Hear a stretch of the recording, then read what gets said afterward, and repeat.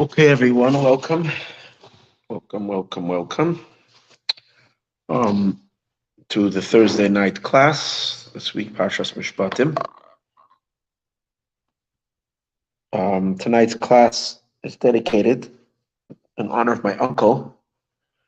His yahrzeit was today. Yitzhak ben Sion, ben Reuven, my father's twin brother, passed away 3 years ago. Very special and extraordinary generous person. An unbelievable ability to give endlessly.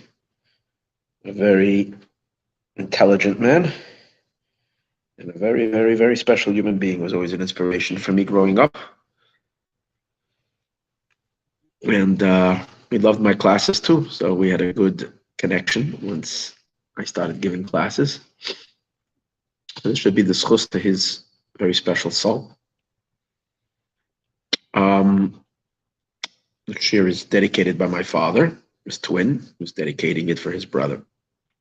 Okay, should be Aliyas Teshama, and should channel lots of blessings to his entire family, his children, his grandchildren, all my cousins, and to our family, and only good. Should merit to see Mashiach Tzidkenu. B'karev. Okay.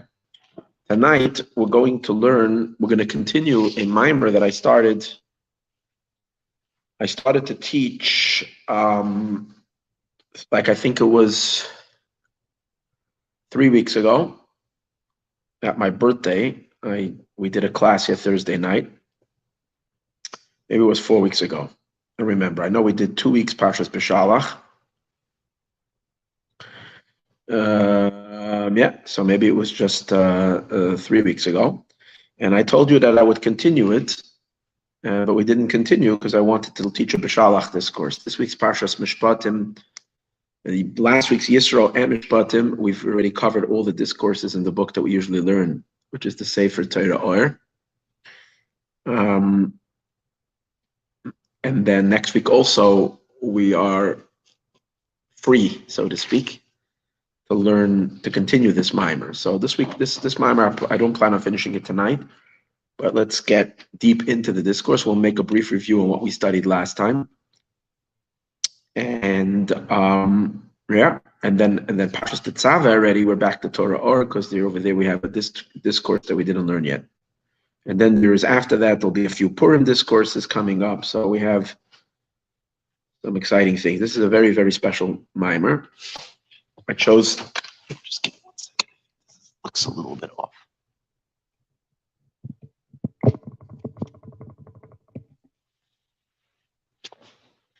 Oh, it's bothering me. Just give me a second.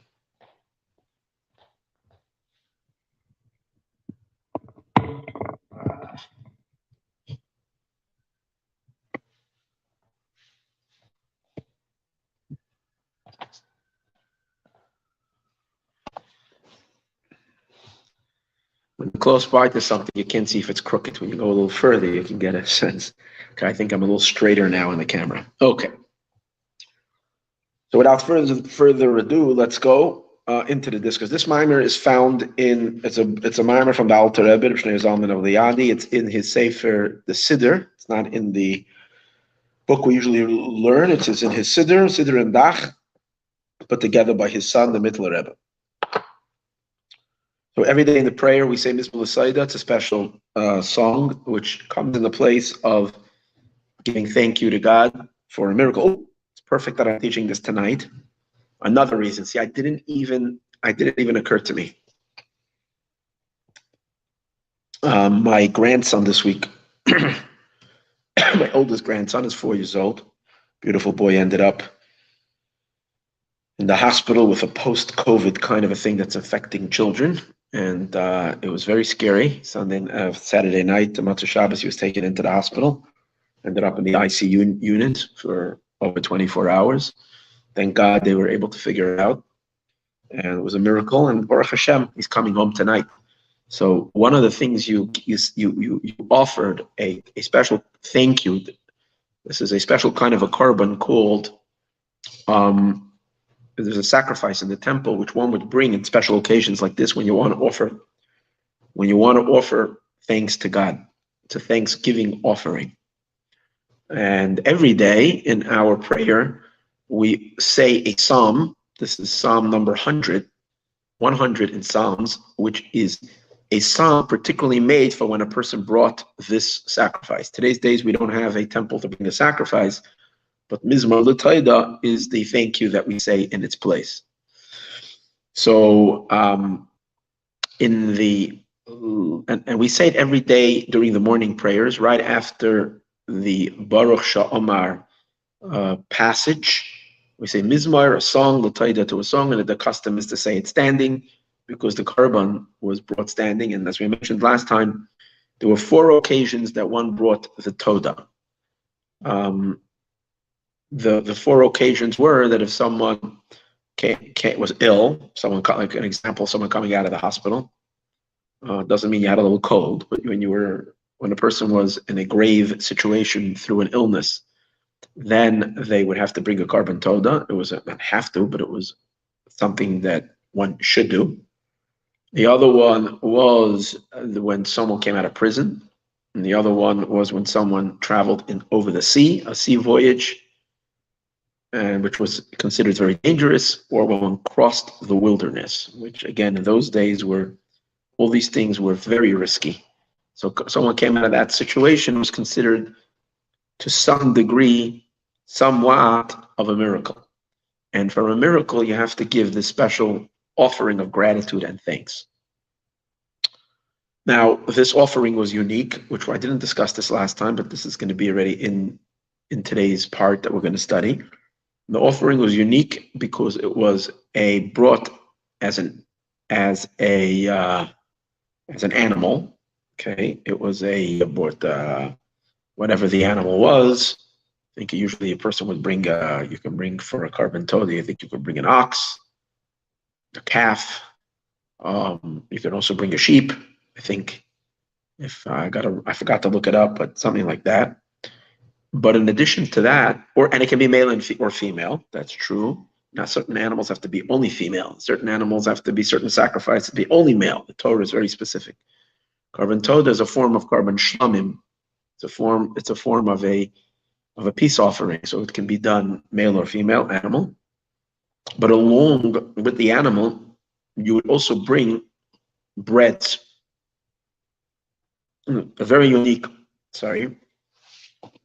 You would bring loaves of bread.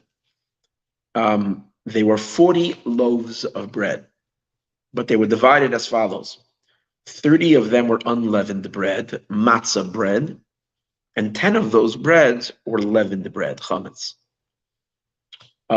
We didn't offer these as a burnt offering on the mizbeach, on the altar, or rather, the owner would eat it.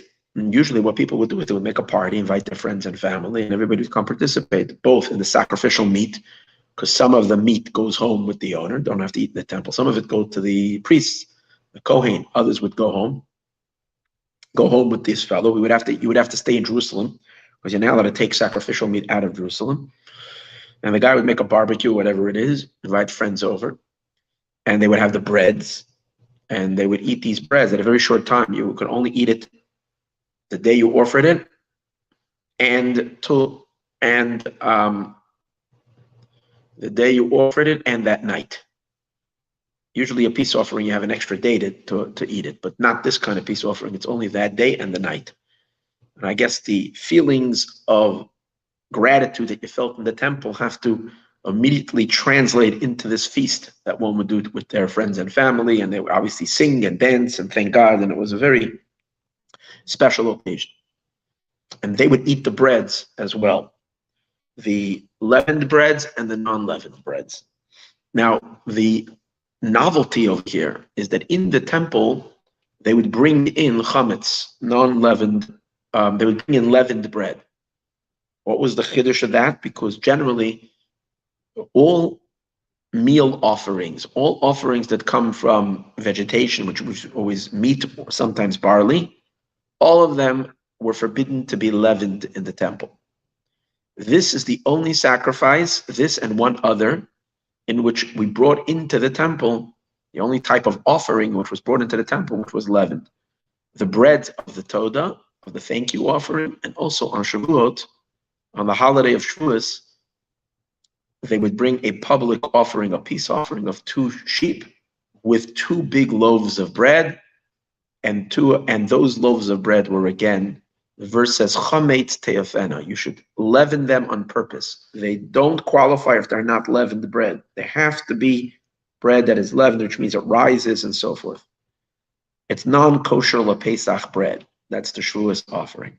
And there's the only time that can happen any time of the year when someone has a thank you offering to bring. Obviously, on Pesach, you couldn't bring it because you're not allowed to have chametz, but any other time of the year, when you have a thank you, gratitude offering, you bring along the chametz breads, and also on Shavuos. That's the only exception when chametz was allowed in the temple. So this mimer is going to deal with that, with the significance of that. Why is it? What is it special? How come in this offering it has to be the leavened bread, and all other times it doesn't qualify? So what did we learn? Let's do a little review of what we learned till now. We learned, he began with a Kabbalistic teaching. It says in the writings of the Holy Ari, and I shared with you then, those of you that followed that class, there is a Siddur of the Arizal. This is a Siddur which has all the mystical intentions and permutations of God's names that one should have in mind during prayer. Today's days, it's probably best for most of us not to be busy with these mystical intentions, just to pray simply from the heart. But if you plan on being a big Kabbalist, go ahead.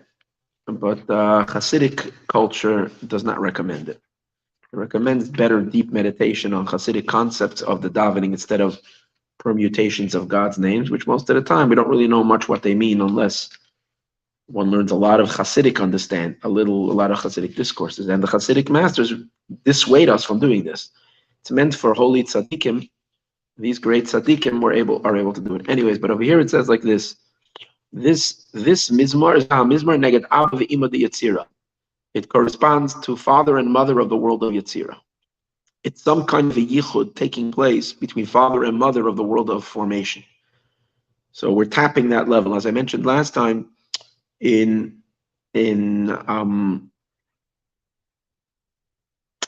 the part of davening, which is in the early stage of the prayer, which is the karbanos part of the davening, is the first stage of prayer.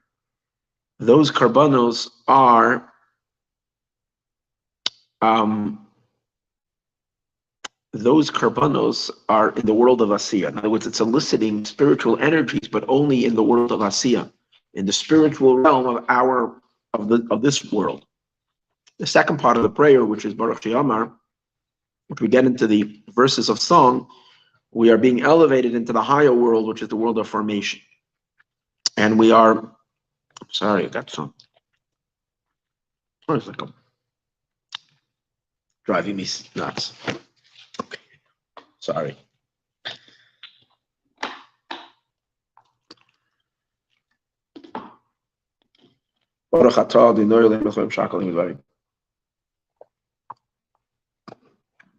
So, in the world of Yetzirah, we're causing this unification of father and mother of the world of Yetzirah. So in Psukkah de Zimra is where we enter into the higher realm of the world of Yetzirah.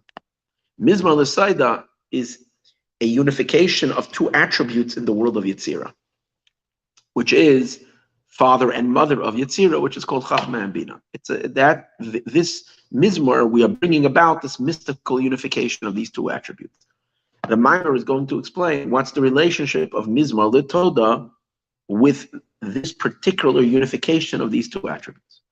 Now we're going to see later in the Maimer, he's going to mention, interesting, on Shabbos, after Baruch She'amar, and we don't say Mizmor L'Toda, because you can't offer a Toda on Shabbos, because it's a private sacrifice. And in the temple, they weren't allowed to offer private individual sacrifices on Shabbos. So instead on Shabbos, we say Mizmor Shir L'Yom HaShabbos. So in mystical interpretation of Mizmor Shir L'Yom HaShabbos, which you say on Shabbos, which is also replacing the Mizmor L'Toda, it also says it's a unification between Chachma and Bina. But over there it says it's Chachma and Bina of Atzilut, of the world of emanation, which is way, way, way above the world of Yetzirah. And he's going to explain, as we're going to see later, that on Shabbos we can reach our prayers register much higher. Because on Shabbos we're so much more powerful. Our spiritual capacity, we have an extra soul on Shabbos. And therefore every word we say and all intentions that we have a potency that it doesn't have during the week. It rises and it hits notes. It's we're hitting very high notes on Shabbos. But there's a similarity that in both these prayers, we are unifying these two attributes, Chachma and Bina. It's just that in the weekday, we're doing it in a lower world, in the world of Yetzirah, and on Shabbos, we're doing it in a higher world. So first of all, you have to understand what is the content of this unification that's taking place, and what's its relationship with this particular Mizmor, the Toda Mizmor.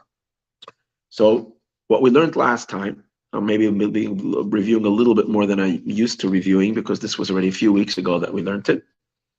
And what we learned last time is as follows. He asked, why is it that by a miracle, the way to respond to a miracle is to offer what we generally say thanks. Now, obviously, that we understand. That's no big deal. God did something nice to you. You should thank him. But the question over here is, why is the response considered? In Hebrew, the word for thanks is hoida, which hoida also means to admit and to submit. The question is, why is that a response to a miracle? What perhaps could have been another response? Praise. Why not praising? Why, which is a different word in Hebrew. Praising is hallel. Now we do that certain times, like on Pesach, because of the miracles that happen, we sing hallel, which is praise to God. Yet, for an individual miracle that occurs to a person, it doesn't say he says hallel. Instead, he has to do hoidah, he has to give thanks. And in the time of the temple, he offered a thanking and admission type of a sacrifice. So the idea behind it is as follows. By us understanding the dynamics of a miracle, what's taking place in a miracle? So first, let's see what's taking place in the regular realm of nature, and then we'll understand where the miracle is coming from. And the general idea is as follows. Nature comes from, obviously, God is the one who designed the world. He designed the creation, and he designed all the patterns of nature, and he set up a system. He programmed this system, and he programmed it. He created from absolute nothing, but he does run the world within a certain continuous, what we might argue as a predictable pattern. Right? That's usually that's the study of all the sciences, to try to figure out how things work. Now, why are things working that way? Obviously, because the designer of the mechanics of creation designed the creation to work in a certain way. Now that obviously being fused and energized and produced by a divine force, but it's a divine force that kind of has systemized itself into a certain design. So the energy of God is kind of not free to be unlimited and boundless and infinite, and therefore, do what it wants. It kind of has been patternized, if you might say.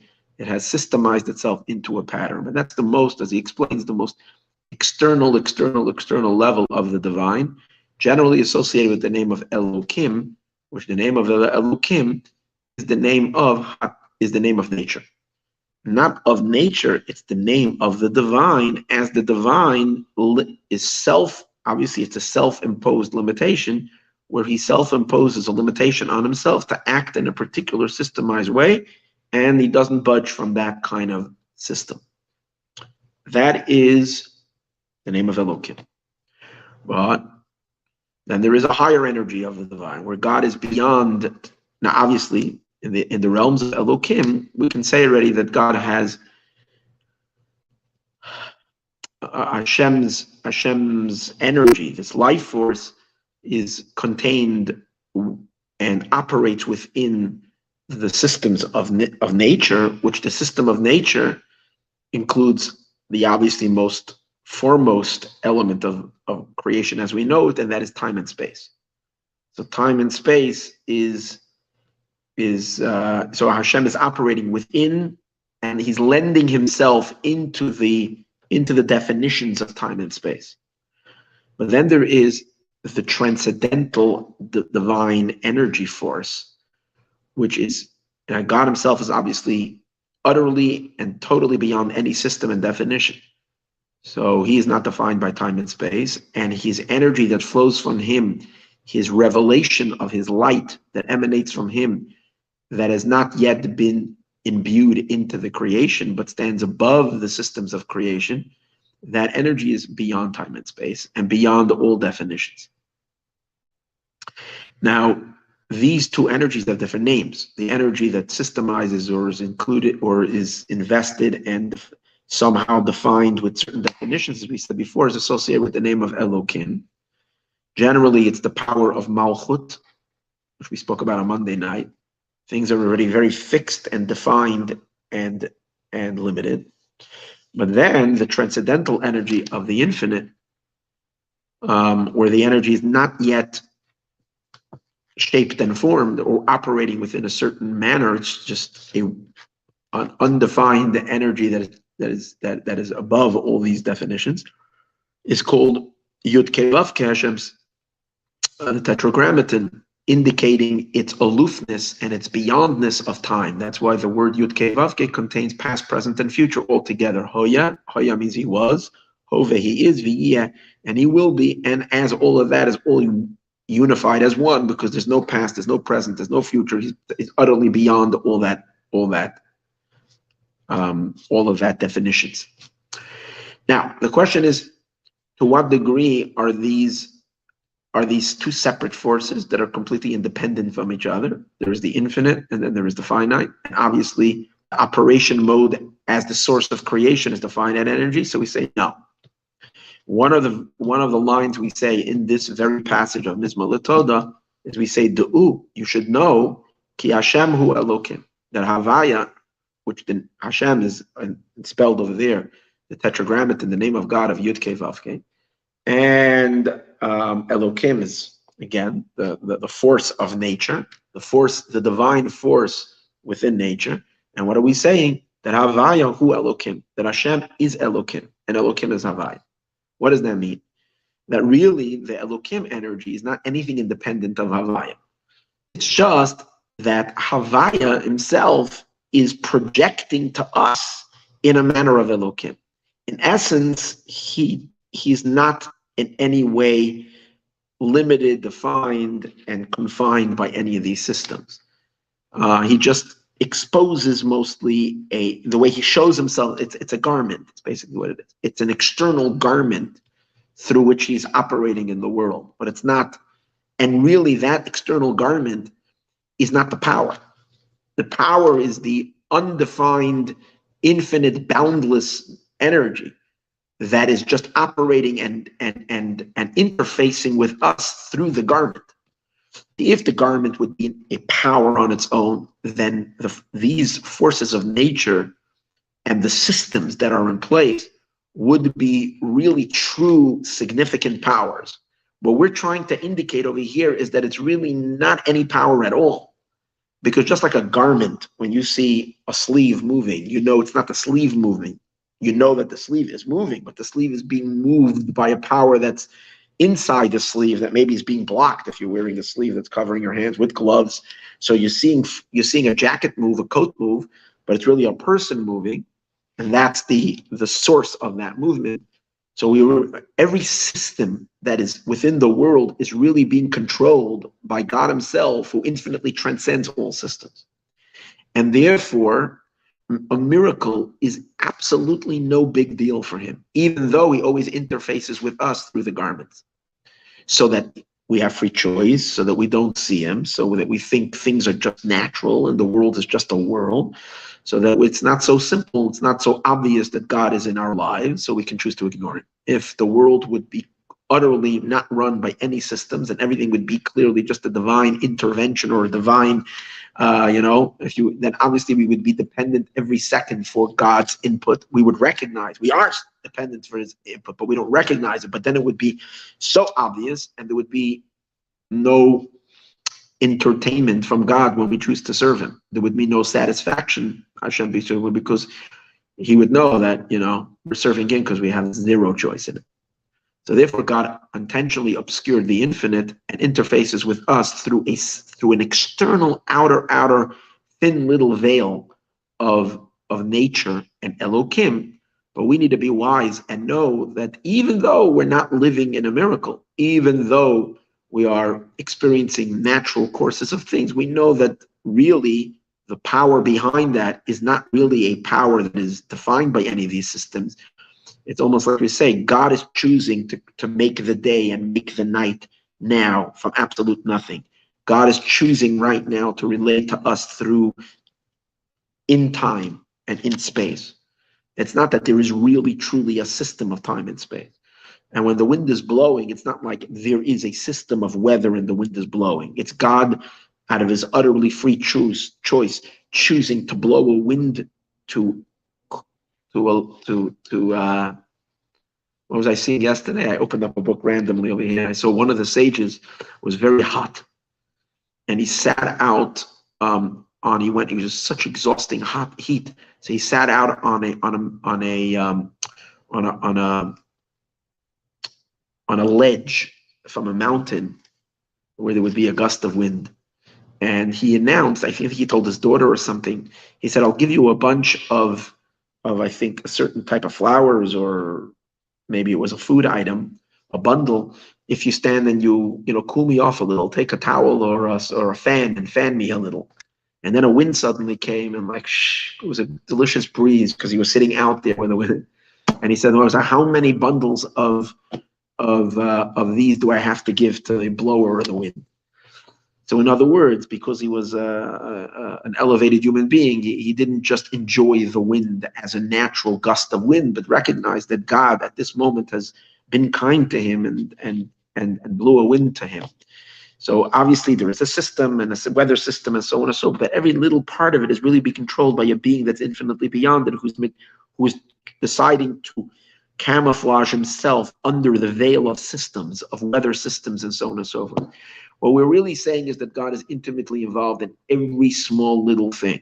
In other words, when we eat, when we're living because we have eaten, it's not because, and how did we get our food? Because we were able to, we worked for a living, and through the systems of economics, there's a system kind of within the world where we're able to earn a living and then take that and turn the money into food, and then we eat food, and the food nurtures our body.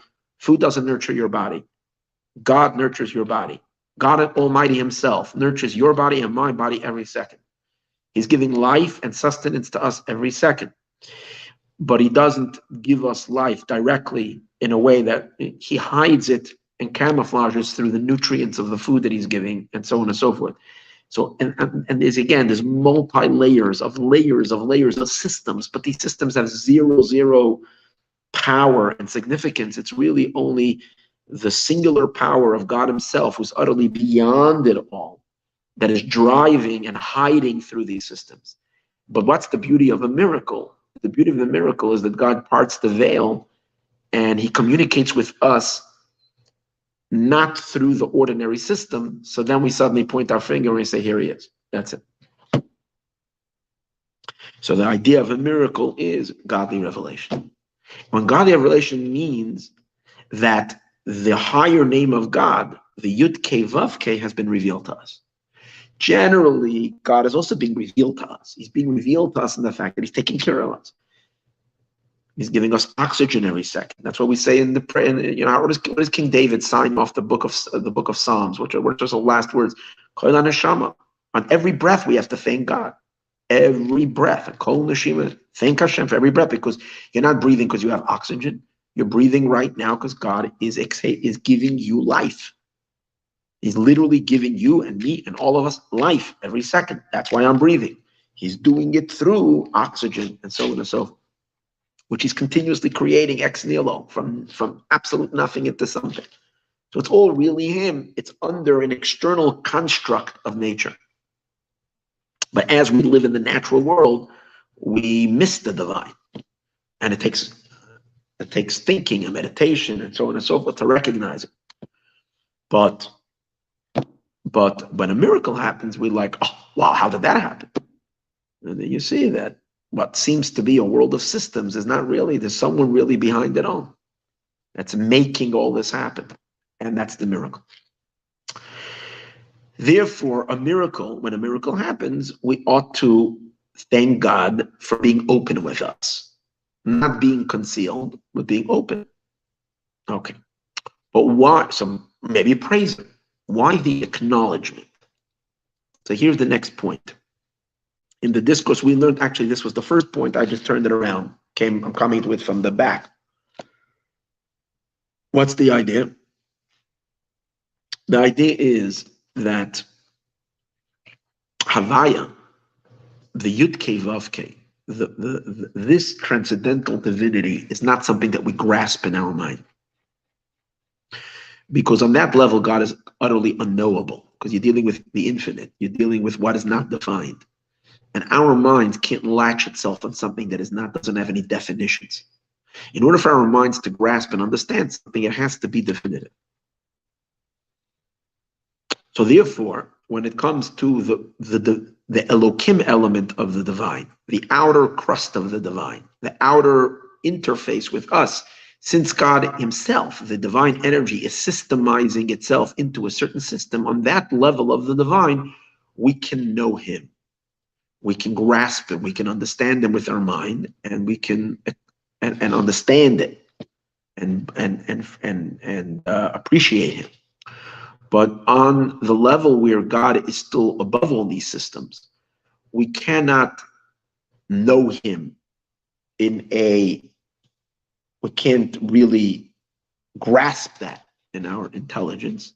In other words, we can sense that there is a power that's beyond it, but we can't grasp it. But just because we can't grasp it intellectually or prove it kind of through or connect to it through any kind of a measurable instrument, device. So the mind, it doesn't mean that we're cut off from it. We have a unique power in our soul to acknowledge and recognize something even if we're not fully grasping it. And that's the power of Haidah. It's a power of submission. It's one of the qualities of the human soul. You know, God could have shut us down from that kind of a thing. He could have made it to us only what we understand and appreciate. In other words, whatever phenomenon we're able to intellectually grasp, that would be real to us. Anything that our minds cannot behold and our minds can't understand would likely be utterly unreal to us, to the point that it's, for all that we are concerned, it doesn't exist, because I can't really intellectually process it. But God purposely put a window into our psyche in which we can exit ourselves and know, like for instance, faith. In faith connects to you're aware and you have a conviction in realities and truths that are beyond your mental grasp, our mental grasp. That's our faith. Our faith kind of can allow us to recognize and to sense. So this power of submission, of I admit and I surrender, is similar to faith in that sense. Is it? It's a sensor that we have, or it's a medium that God has implanted in us, that we can touch what's bigger than ourselves and bigger than our mind. And by doing that, we can actually connect to God himself, because what our minds can filter through is very limited. But God himself, as he is bigger and higher than our minds, we can't understand him and grasp him but we could acknowledge him and surrender to him. Therefore, when a miracle happens, being that God is treating us to a more personal side of himself, God is allowing us into experience his energy, his force that's bigger than the realm of the natural. The forces to the infinity, the truer power within creation. God is allowing us to experience that transcendental dimension of his being. So God is but if we're going to try to understand what happened in the miracle, I mean, you can't understand the miracle, which means you can understand what happened, the sea split, but to understand how a sea splits, or how things like that, what is the science behind it, and what's the power behind it, not we're baffled by it. But by acknowledging and surrendering and accepting the fact that God did a miracle for me, and recognizing there are things that are bigger than my mind, that I humbly surrender to you, we're actually attaching ourselves to that light, to that energy. We're connected to it. And that's the connection that we learned last week, last time we studied, why by when a miracle happens, the response is not praise, because praise comes from when you appreciate something and you can you have more of an understanding and grasp in what happened and who you're praising and what you're praising them for. Now that's praise. Praise is more related to an appreciation that comes from a grasping. Acknowledgement, gratefulness, thanking, and the word in Hebrew, which means to submit, is when we're dealing with something bigger and higher, and therefore I have no idea, but I know God, you're the coolest. I know you are just amazing, and I know you yourself, and people, if I'll tell people the miracle that has happened to me that God has done, they might laugh at me and think I'm childish, I'm a fool, because I believe in such things. And scientifically, it can't be that this happened. And I say, well, the miracle happened to me. I experienced it, and I know there was no natural phenomenon to it. I know I experienced God firsthand. So people that are so stuck in the world of the predictable and of the sciences and so on and so forth, these are people that don't have room in their soul and their spirit and their being for this, unless they're really, really, really, really, really, really in trouble, and they're literally at their wit's end. They're in a foxhole, and suddenly, literally, and that turns them into a believer. It does turn people into a believer when something like that happens, and they can't, and they have to admit that there was a power behind them.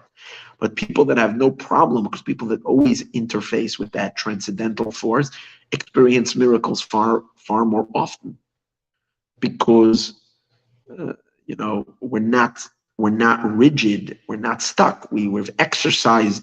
We open up that window in our soul to the miracle. Miracle is not such an impossibility. It's almost like, the more you trust in God, the more God becomes a reality in your life, the more he makes himself known in our lives. And the more he operates to us from the level, from beyond the veil.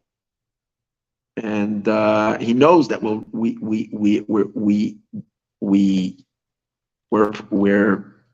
open to it. And he treats us to that. And miracles happen all the time. And people look at this person and think they're wacko. But to them, maybe, yeah. But to the person that experiences and has an intimacy with God, God slips in miracles all the times. And amazing things happen. But you have to be a person who's willing to acknowledge. You have to be a person who's willing to transcend the I understand. The I must figure it out. And if my head doesn't behold it, it's not true, as some people live locked in the science of life, as opposed to in the mystery of life, as opposed to in the was looking for another word. And open to the surprises of living in a world in which you're interacting with God. Okay. Based on all of this, he explains, now we'll understand why when we say Mizmor L'Toida, we're holding on page 144. This is the Mizmor L'Soida Shehu Yichud. That's the reason we said when we say Mizmor L'Soida, we are referring to a unification between Abba, Ve'ima, father and mother, the Yetzira. I just want to make sure to see if. Give me a second here.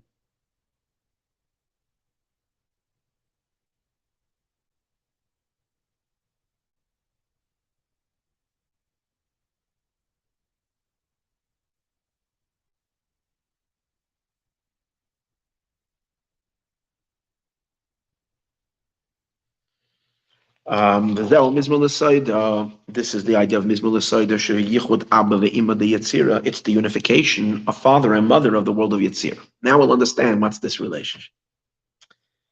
Now I'm going to add one more important point so that we can figure out, understand what he's saying over here. The main rigidity and definitions of creation, as we said before, is related to the name of Elokim. And the name of Elokim is primarily the name associated with the attribute of Malchut, because Malchut's kingship is already, God is in a very close state of interaction. Hashem lowers himself kind of into the system of creation. He's a king over the world. So he's already adapting to being a creator and creation, and so on and so forth.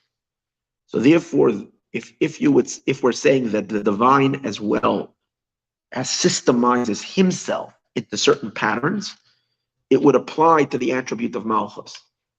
The divine energies above Malchus are still free and not systemized, and therefore when we tap them, miracles happen. Okay? But on a higher level, meaning if we trace the system back, we find that there's 10 Sephirot, 10 attributes, Malchus the lowest, and then the emotional attributes above it, and then there is intellectual attributes. So there are two primary intellectual attributes. One is called Chachma, wisdom, and the other one is Bina, the right side of the brain and the left side of the brain. So it says that Bina is already the source of the name Elokim. Also is sometimes associated with Bina. Chachma is called Havaya, and Bina is called Elokim. Like when we say Shema Yisrael, Hear O Israel, Hashem Elokeinu. So in the words Hashem Elokeinu, Hashem is Chachma and Elokeinu is Bina. So we're supposed to have in mind this mystical unification between Chachma and Bina that happens when we say Havaya Elokeinu. Because Havaya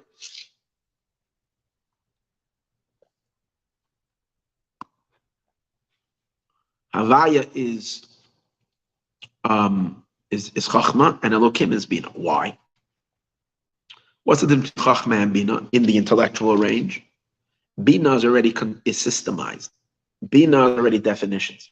The left side of the brain is very much into formulating, forming, defining definitions.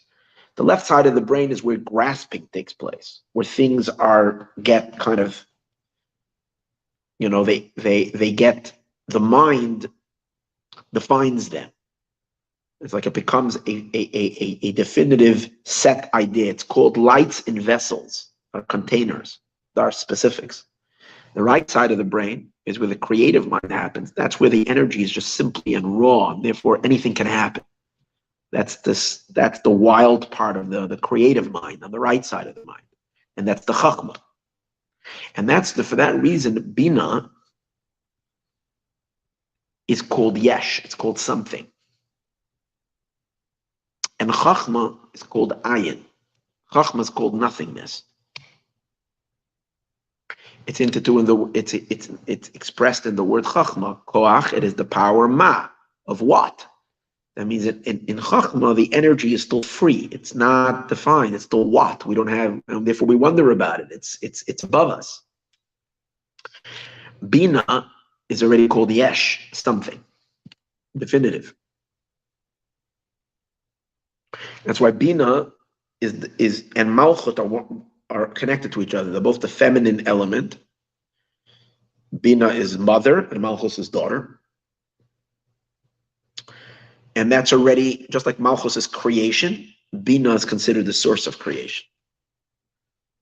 And the masculine light is still light emanating from the giver, which is God, and therefore it has the divine properties. Bina and Malchus have creation properties, which are the properties of creation is definitions and specifications. Obviously, Malchus is much more constricted and much more defined than Bina is. Bina is still far more expansive. But yet, Bina is already the source of definitions. It's related to the recipient. That's why it's the female. Female is the recipient. The divine, the giver, which is the energy as it's coming from the masculine side, where in this sense, the source is the transmitter, and therefore it's considered man. That energy on the right side, which is this air anpin corresponding to Malchus, it's the 6 emotions that are higher than Malchus, and relating to Bina, it's the Chachma energy. So both that level of energy is considered ayin because it has the properties of the source of the Ein Sof, and the properties of the Ein Sof is that he doesn't have any properties, and it's free and so forth. Okay, so that's the setup. Bina is something, and Chachma is considered nothing. Now, one point which I didn't repeat today is the perspective from the creations, the perspective, the way, the perception of reality that is for those who live within, that are for all creations and all beings, is that the definitions and the beings and the systems are very, very real. The transcendental power, even if we acknowledge it and we recognize that it exists, it's not concrete. What's concrete to us? Concrete is our world. Concrete is if you don't eat, God forbid, you die from starvation. Concrete is, that if you're going to Chicago in the winter, you take a sweater and a coat because the system over there is that it's freezing and it's cold. But if you're kind of tapping into what we call the nothingness, if you realize that the real power and the controller of everything is God himself, and therefore, so who says it has to be cold in Chicago, freezing cold in Chicago, and schmoiling hot in down south in somewhere deep in Mexico, where it's really, really hot, or other tropical places. It can be freezing. There can be a blizzard over there, and it can be scorching hot in the middle of January in Chicago.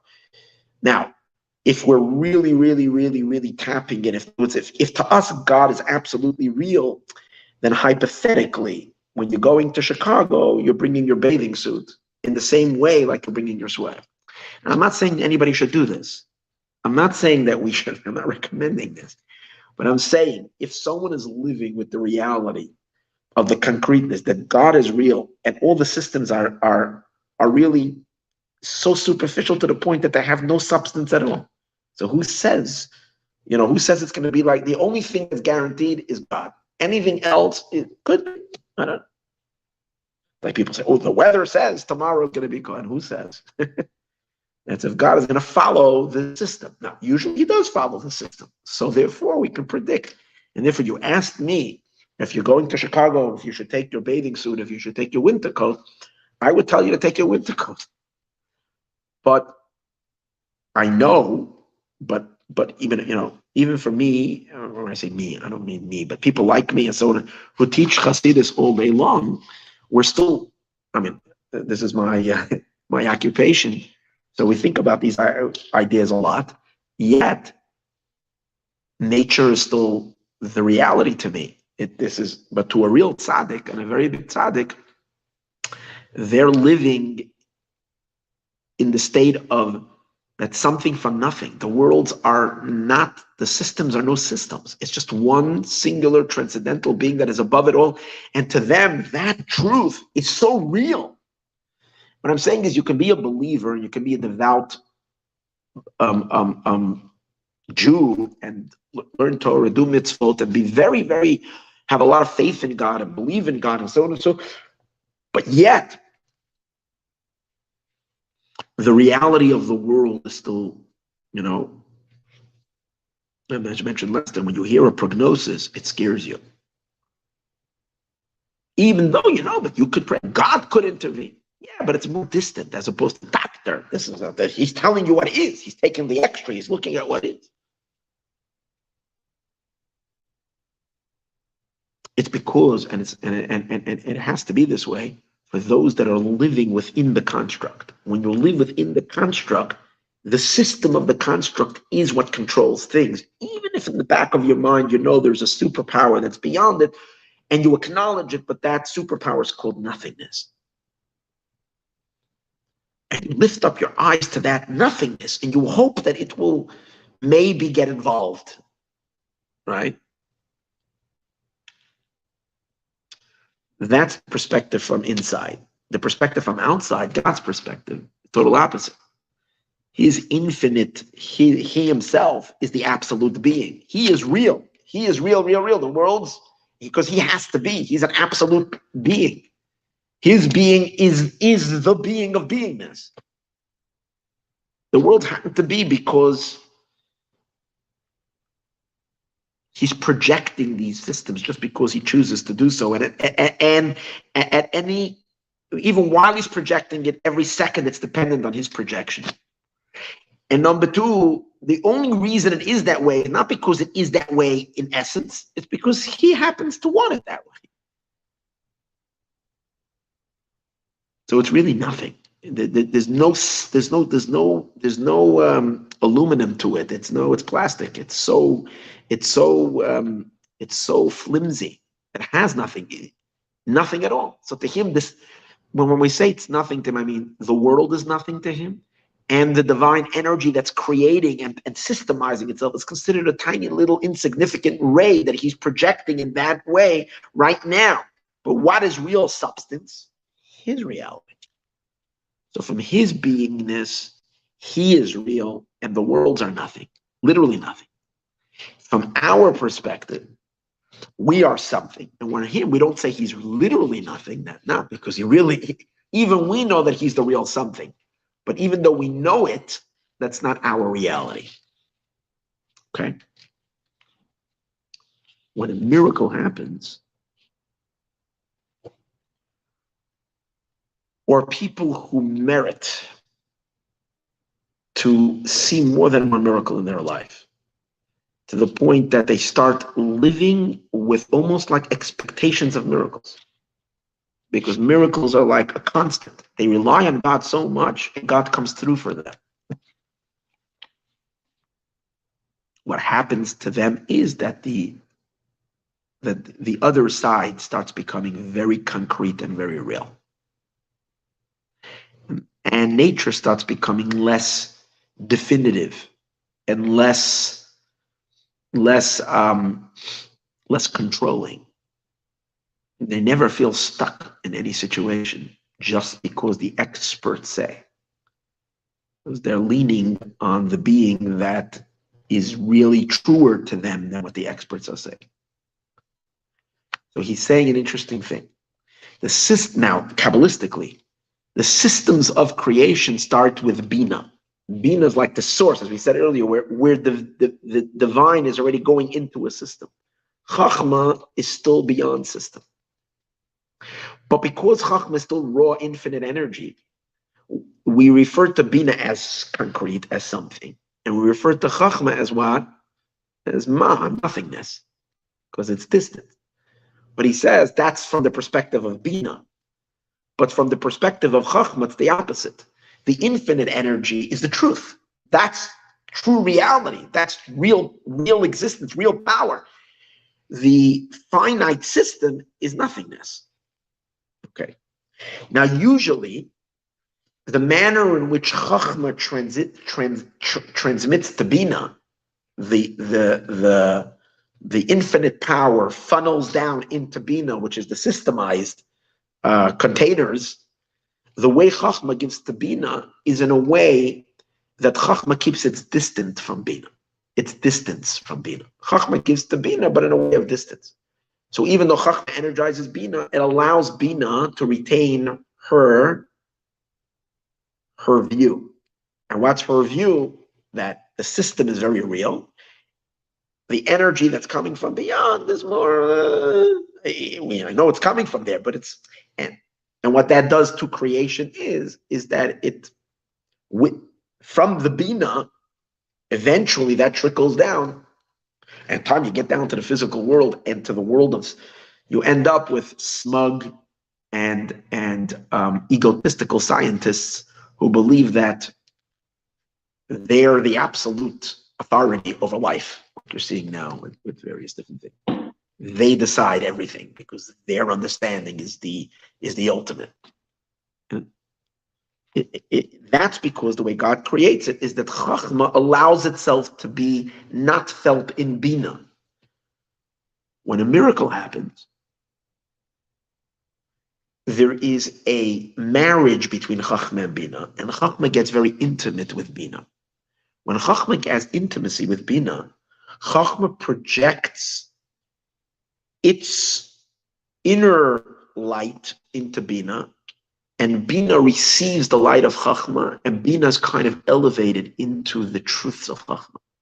And when Bina does that, Bina realizes that all her definitions and all her specifications are not the real deal.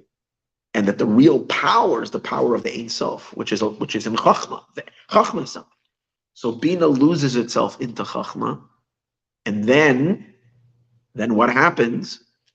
Trickling down, since Bina is the mother of the worlds, it's the source where creation comes from. Creation is treated and privy to a treat, and that is that it gains the perspective of Chachma, that God is real. And then when that happens, what does it do? As we said earlier, it introduces miracles to the world. Because once we're not bowing down to the systems, but we leave the window open and we recognize, and every morning we wake up, the weather says like this to me, but it can change any second because it's all dependent on one thing only. It's not what's going on in the Atlantic or in the Pacific or what's moving in, a storm is moving in. It's what God wants at this second. Maybe he's going to let it go this way. Maybe he'll tweak it and change it, even though it makes no sense and no meteorologist can tell you why it would happen. Or maybe this was supposed to be the consequence of this particular state of health in the person, but I can say a prayer and reach out to God, and he can flip it over in a split second, even though I have absolutely no explanation to it. I just read a story the other day, and obviously with tzaddikim, they're touching, because for them God is so real, they access this Hashem himself beyond the system and draw it down. I just read a story yesterday that the Chabad house in France, in Nice, I think, in France, had advertised one time that a certain doctor would speak at the Chabad house. And he drew a very big crowd because this guy was the most secular French doctor. He's a Jewish fellow, but so secular and so assimilated. No one would believe that he would be speaking at a religious function, at a Chabad function. So everybody came out of curiosity. What in the world, and why is he the featured speaker? What is he going to say? Usually it's inspirational speakers who inspire faith in God, but what's he going to say? He got up and he told the following story. He had a patient who was under his care for the last couple of months.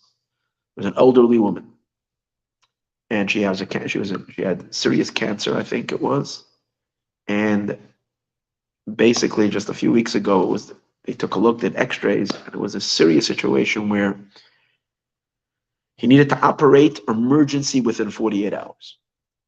He told the family, 48 hours, we're going to do an operation. She's going into surgery. Obviously, it was dangerous and so on and so forth. And the family, of course, will do whatever it takes to save grandma's life. So what happened? That one family member, one granddaughter, got involved with Judaism, got close to Chabad. And she started making a ruckus when she heard her grandmother's going into surgery. She said, you don't do a surgery without asking the Rebbe. And therefore, we have to first ask the Rebbe, and if the Rebbe gives his consent for the surgery, we should go ahead with the surgery. The family didn't want to hear what she said, but she was so insistent. I forgot her, even gives her name. Forgot her name.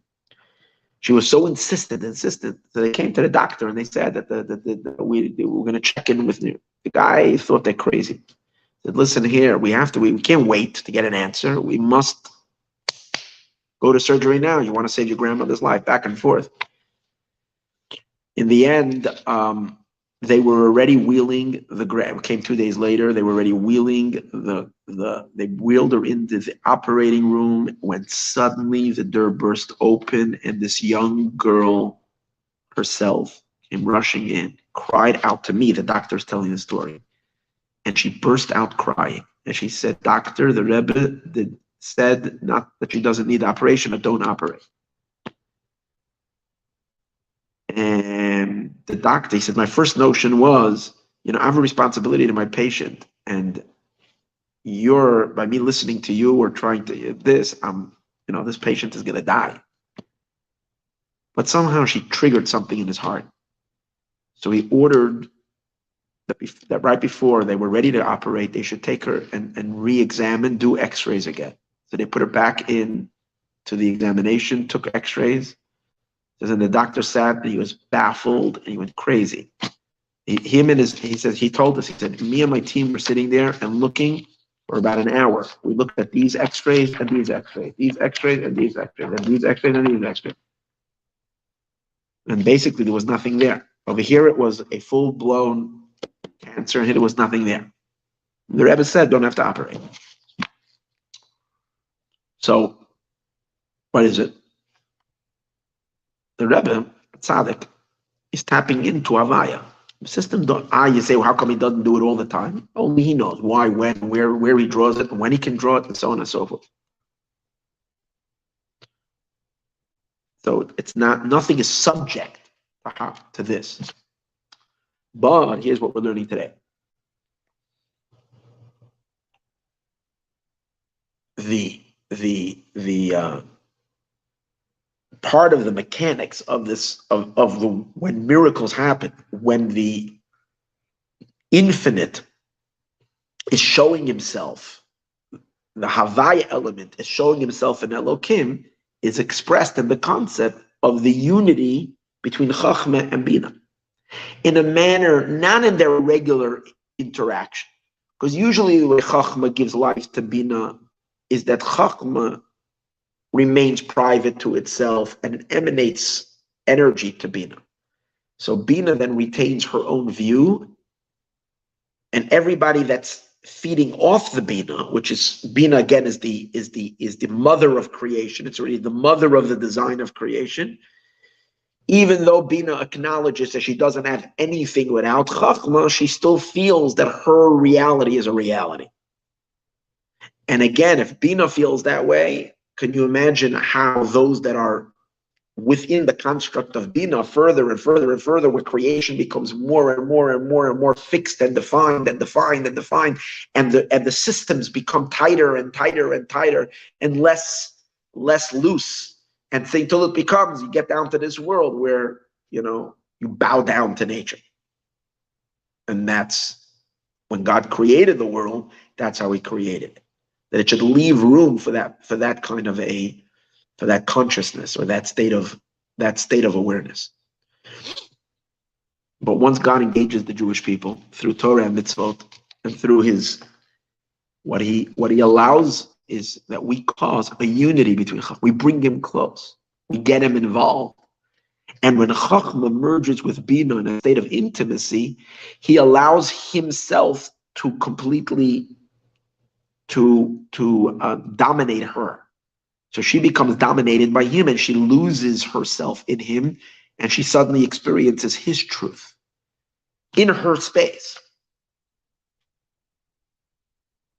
And then he is no more nothing. He becomes the real something, and she lets go of her somethingness and melts into his nothingness, into his somethingness.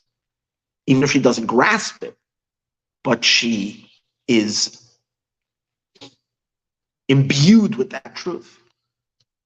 And then the creations are full of miracles, and then the world is in a state of acknowledgement of God. Now, in our daily prayer, we reach that kind of fusion when we say Mizmor L'Toda. And that's why the Kabbalists say that Mizmor L'Toda, which again, the word Toda means acknowledgement. But as we said earlier, this truth, this level can't be grasped because our minds are finite and we're dealing with an infinite revelation of God. So we can't grasp it, but we can surrender to it. And that's the idea of Toda. Toda is thank you. And what do we say when we say Mizmor L'Toda? Know ki Hashemu Elokim. Elokim is Bina, is the system.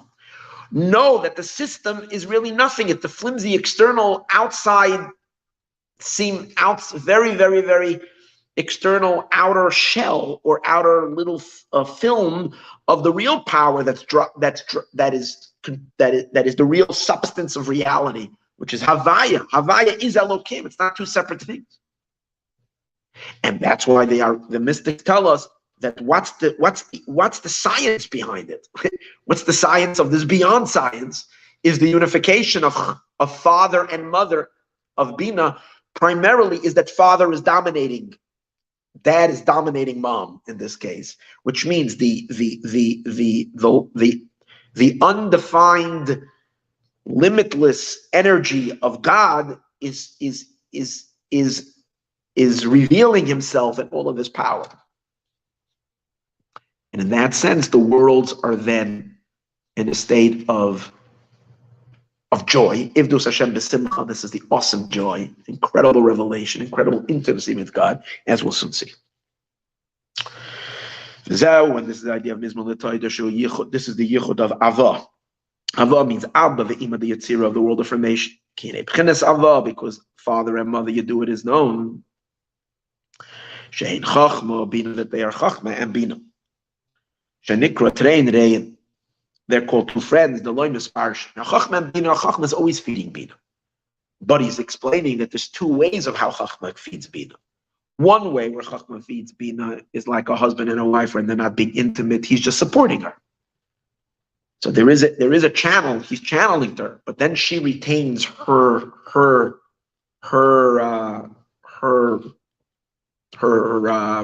truth. And he's a more distant supporter. But then there is the intimacy of them. And he says, usually under the regular circumstances, a chachma nikra ayin. Chachma is called because it's not, so it's called nothingness because there's no definitions. There's nothing to latch our minds. Our minds can't define it. Our scientific brains can't systemize it. Can't. Va'bina, and bina, where godliness is already making itself known into a certain pattern. So bina is called yesh, is something. That's like the perspective from below. Our perspective is that we are and he is. Reality are the systems. But this is only this is only when Chachma receives the influence from Bina. But looking at it from up down, when the lights of Abba, which is the light of Chachma, perceives itself, Atzmai, where Chachma hasn't yet shown its light into Bina. At this point, whatever it's giving to Bina is considered nothing. It's unrestrained, undefinitive light, which is just a reflection of the orings of Ein Sof himself. That's real reality. This that Chachma is called the power of what? To who is it what? To us that don't know it, it's called what? It's considered higher than grasping. When its light is coming into Bina, then when we sense this higher light, we say, wait, this is so deep, it's above my head. What we understand is called something. It's solidified. What is still above us? Compared to what we understand, it's called nothingness. It is concealed. But the Chachma itself, he's the real substance. By way of example, like in a person, give an example. There is our mind, our understanding, but then there is the power that produces all intelligence. So to our conscious mind, the power from where all intelligence comes from is, we know it exists because we know intelligence comes from, but to us it's like, it's the mind and the intelligence that's substance. Higher than that is like koyach ma, the power of what? It's some kind of an unknown power to us. But to the power that's creating all intelligence, the conscious mind and the limitations of the limited ideas that make up the person's intellectual truth, intellectual, is nothing compared to the capacity of the potential creativity that the pre-mind has. So if we were to be able to rise up and look from that place, we would look at the conscious mind and its limited world of ideas as something so nothing. And more than that, we will realize that the fact that we understand it this way could be tweaked and things could be understood very differently if it happens to be that the way we're pumping things out of our mind is in a certain direction. So, but to that power that is really undefined and unlimited, whatever is considered nothing, and it is the real power of, right? The power of the mind that creates all ideas. That's the essence of the power of one's intelligence. So to the Chachma itself, the way this power, this essential power, views itself is Chachma nikra yesh. Chachma is called yesh, and Bina is called nothing. However, benivraim ef shaliyas ba'asag. But when Chachma does reveal itself and its light and its power into Bina, not from a distance, allowing Bina to turn the tables around and claim her beingness, but Chachma stuns Bina with its powerful light and melting the Bina into its truth. The Bina, and in our case, all the grandchildren of Bina, which means all the constituents of Bina, which is the creation, the way it cannot grasp it, because it's above its mind, this is infinity, the way it accepts it is by humbly surrendering. In the creations, this can't be grasped. Only the understandings of Bina that are already fixed and defined ideas. Because once it's coming and filtered through Bina, the light is already in a state of somethingness. And Chachma is called nothing. Just because it's called nothing doesn't mean I can't connect to it and can't accept that as the ultimate truth.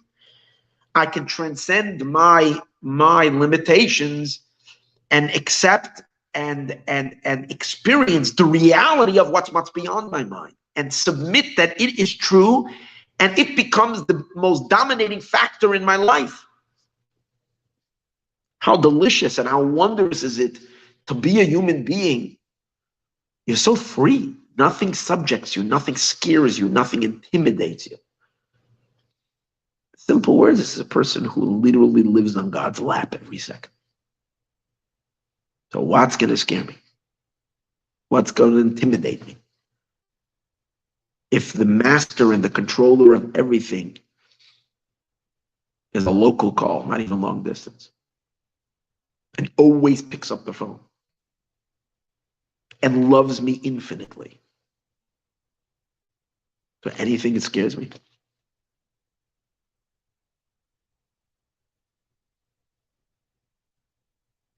And that's the idea that they can, even if I don't understand it.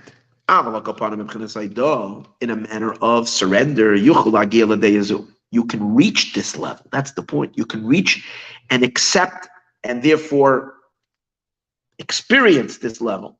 That chachma is yash. In other words, when you're in any situation, prayer is so much more valuable to you than going to the doctor. Prayer is so much more comforting to you than going to the lawyer. Prayer is so much more truer and your natural go-to more than any other something that you can reach for help. It's like, what's our first reaction when we find ourselves in trouble? What's our first reaction? Is our first reaction to say a psalm and to reach for God? Or is our first reaction to see what can I do naturally to help myself in this situation? By a Jew, and if we are spiritually healthy, then our first reaction is prayer. And when we did that, we know that we're already 100% helped. And then we know that God also wants us to do something naturally. So we will happen to be also pick up the phone and call someone, but not because you believe in the someone or in the something, because God is on your side already. It's just that, Hashem wants to work through something. So, but if that won't work, then it doesn't in any way faze you, because He's still going to help you either way. If you live with that, the miracles happen nonstop, and you'll live in miracles. And that's the barometer. What's your first instinct when you're in trouble? Turning to God or turning to the scientist, the expert? So if we exercise Mizmor Latoda, and we develop this meditation in our being, then even if we can't explain it, and even as we said earlier, your sophisticated cousin or neighbor or acquaintance or whatever it is going to laugh at you and think you're just what is it? A non-grounded human being. You're very grounded. You're grounded in real substance. It doesn't mean that God doesn't want us to take natural steps. God commanded us, but we don't put our weight into that. We do it because we're commanded to, not because we have any belief in it. And therefore he's saying over here, but in terms of acknowledgement and surrender, you can reach this understanding. That chachma is called yash, which means Hashem, that's beyond the system, is the real substance. You can't have an understanding over here. If you need to understand, you might as well check out right now. With submission. Right? I submit to you. I bow down to you. This is the root of this idea of Mizmor Latoda. Because thank you. This is the concept of yichud. Yichud means more than just chachma influencing bina. Chachma is being intimate, and they become one flesh, like an intimacy. So they become one, which means bina then becomes elevated into chachma. And chachma is then, she has das. Intimacy is das. She has a complete connectivity into chachma. And chachma is then completely revealed in her consciousness. We're talking about in the divine source of all the systems. But then in some small way, it trickles down. When we activate this in our own, we're actually connecting to that unity, and we gain the perspective And that truth is now shining in our soul. And obviously, when we experience this, our faith, our power, our energy, our calmness, everything is replenished. And what does a yichud mean? The yichud means that chachma dominates bina to the point that bina becomes absorbed in chachma. And when bina becomes, she lets go of her, she doesn't take herself so seriously. She lets go of herself and she melts into his truth. In this case, into God's infinite truth that's beyond the whole system. And he's shining in her. Again, she doesn't grasp him, even though her nature is to grasp. She can't grasp this. But for now, she's suspended in his truth. As he says again, and this cannot, such a revelation cannot come into the creations if we're insistent on needing to understand and grasp. We don't allow our minds to relax and to open up to the impossible. This can only arrive to us in a manner of surrender. And that we should submit through acknowledgement. That he is the real being and down here is nothing. And therefore, it's always up to God. That's all. It's not the last resort. God is the first resort in every situation. And therefore, every time we use this, when are we called to do a haidah, to activate this power in our soul to accept beyond our understanding? When we're tapping, when God is communicating to us through chachma, when he's treating us to his higher light, and that's in a miracle. Dafka v'loy bebina. And that's why in Bina you don't need Haidah. In Bina means when God is shining to you in a way through the systems, then you can understand that you don't have to surrender. Moshe's bar b'samach, like will be explained later. Pirish Mizmor Shir Yom HaShabbos. So on the day of Shabbos, we know that what's the energy of Shabbos. Shabbos is called Shabbos Kodesh. And the Zohar says Kodesh is Chachma. Shabbos is a day of Chachma. That's why Shabbos is a day of submission. Shabbos is a day when we melt into God's truth. That's why we're not allowed to work, because we don't feel ourselves on Shabbos. We're so lost in God's truth. We're not allowed to even show any bit of self to say that I'm doing my business, because there is no my. Shabbos, God dominates the world, and he allows us to enter into his truth. But on Shabbos is the same idea like a miracle. It's the energy of Chacham. And that's why on Shabbos, when we say Mizmor Shir Yom HaShabbos, it's again this intimacy of Chachma and Bina. But as I said in the earlier part of the class, then on Shabbos it's taking place on a much loftier state of existence. It's in the Chachma and Bina of the primary world of Atzilus. In the weekdays, it's on this energy that we're tapping of Chachma influencing Bina is in a realm much closer to our physical realm. And obviously then the Chachma and the Bina are much lesser force. Because the weekdays we're not accessing higher. The 6 days of the week, this unification is taking place of Chachma and Bina of Yetzirah Bavad. Mislabish b'shem Elokim the Bina the Yetzirah, because in the weekday, the name of the Tetragrammaton of Havaya, which is, as we said before, is the power of Chachma. But in this case, in the world of Yetzirah, because in each world, the 10 attributes of God manifest. So in the world above our world, which is the world of Yetzirah, formation, the angelic realm, which obviously is very much controlling what takes place in our world, right? Down here, on that level, the Havaya state, which is still considered, as we said before, transcendental, infinite energy, is mislabish, is enclosed, b'shem Elokim the Bina. It's enclosed in the name of Elokim and Bina in a manner where it's not getting lost. It's not like Bina swallowing The Chachma, it's the opposite. It's in clothing in a manner, but that the Chachma dominates the Bina and it melts the Bina into itself. Elokim, the Bina, the Yetzirah, V'dai L'Maven, it is enough to those who understand. Wow. Deep stuff. Now, why are we learning this week? So I told you I'm learning it this week. I decided to teach this class a few weeks ago because of my birthday. I also have something to thank God for a miracle that He's done for us. Thank God, my grandson is all good and everything is great. And it doesn't make a difference to me how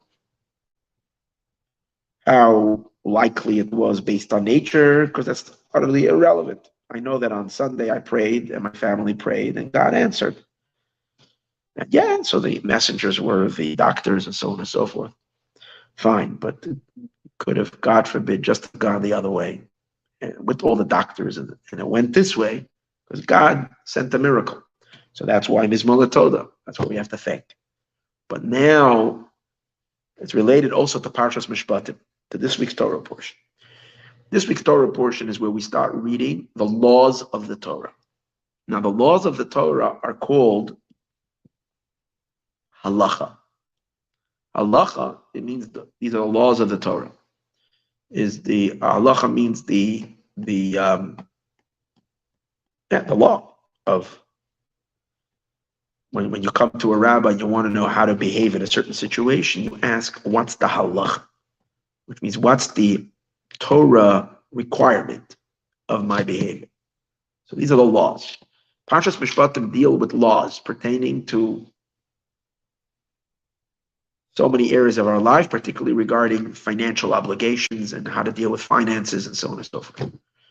And many other laws pertaining to all this week's parsha. This is the first encounter in Torah where we really get into the halachic range. I was not intending to learn this today intentionally because of this connection, but to me the connection is, why am I talking about halacha now? Because the next words after Mizmor L'Soida, after the words Mizmor L'Toda, which we said is what? Is this union of father and mother of Yetzirah, which is this intimacy, allowing the divine to become very real to us, and therefore nurturing our faith and our ability to not get fazed by anything that hits us in our life, to always know that God is utterly the only reality, and He can, not overpower. He is the power, and therefore the miracle is not even a big deal. It's so there because let's put it this way. This is an important idea. The more we are convinced in nature's powers and that the world is really governed by nature, the less likely a miracle is to happen, because then you need a superpower to change everything. Things are the way they are because they are, and then who knows what you need. But when a person elevates their consciousness to a level that God is so real to them, that the fact that the sun is coming up on the east side is a miracle to them. You're looking up and saying, wow, God, you're so spectacular. It's not even a sun. You're shining to me. It happens to be through the sun, but you are shining to me.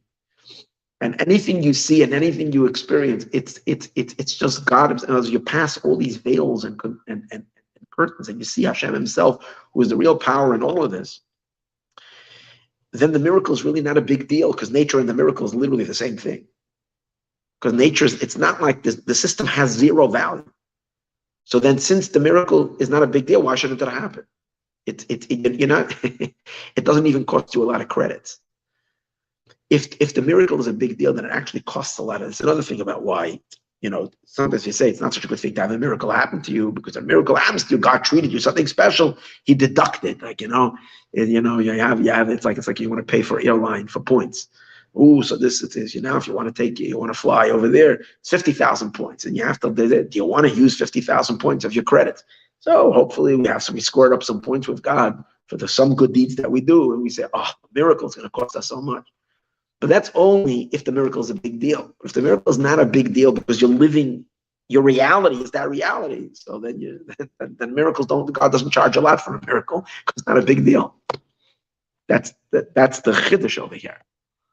So the next words after Mizmor L'Toda is Hariyah L'Hashem Kol, shout out to God, the whole world. Understand? This is exciting. Shout out to God, the whole land. But going back to the Siddur of Reb Shapsi, this is the Siddur of the Ari, on the words Ariul Hashem Kol Haaretz. Shout out to God. He says Halacha. Spells the word Halacha, which means that's where God is present. What does it have to do? What does Halacha have to do with Hariyu is a Hey, Lashem is a Lamed, Kol is a Chav, and Haaretz is a Hey. So it spells Halacha. So what does law have to do with shout out to God, the whole land? So in the Siddur over here it says, because where does God dwell? Where there is halacha. When we keep halacha, which means we take God seriously, we allow then God to be there. So God enters where we are respectful of Him. And when He wants something, when God wants something, we pay heed and we attention and we're so into it to the very detail. That's part of when does someone keep halacha? Because God is very real to him. So then God is present over there. That's the simple meaning of why. And that's the meaning of Ariul Hashem Kol Haaretz. Shout out to God all over the land. Meaning wherever you keep halacha, you can shout out to God because God will be what are you shouting? You're shouting because you're excited because God is there. But where can you be excited that God is present? Through halacha. And that's the meaning of Ariul Hashem Kol Haaretz. But he's going to explain it much stronger over here. What is the next words and what does it have to do with Toda, the idea of halacha? Ariul Hashem Kol Haaretz, Rashi Tevis halacha is the acronym of the word Allah, Gidu as it is known. The Hine Yidu it is known.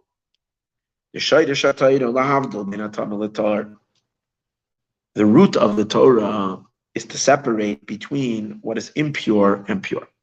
One of the primary occupation of Torah is Torah's mitzvahs. And the Torah defines to us and specifies to us what's pure, what's impure, what's kosher, what's not kosher, what's permitted, what is forbidden, what is guilty, and what is innocent. Right? So that's all the mitzvahs. It's this, yeah, this, no. This you can eat, this you can't eat, this you can wear, this you can't wear.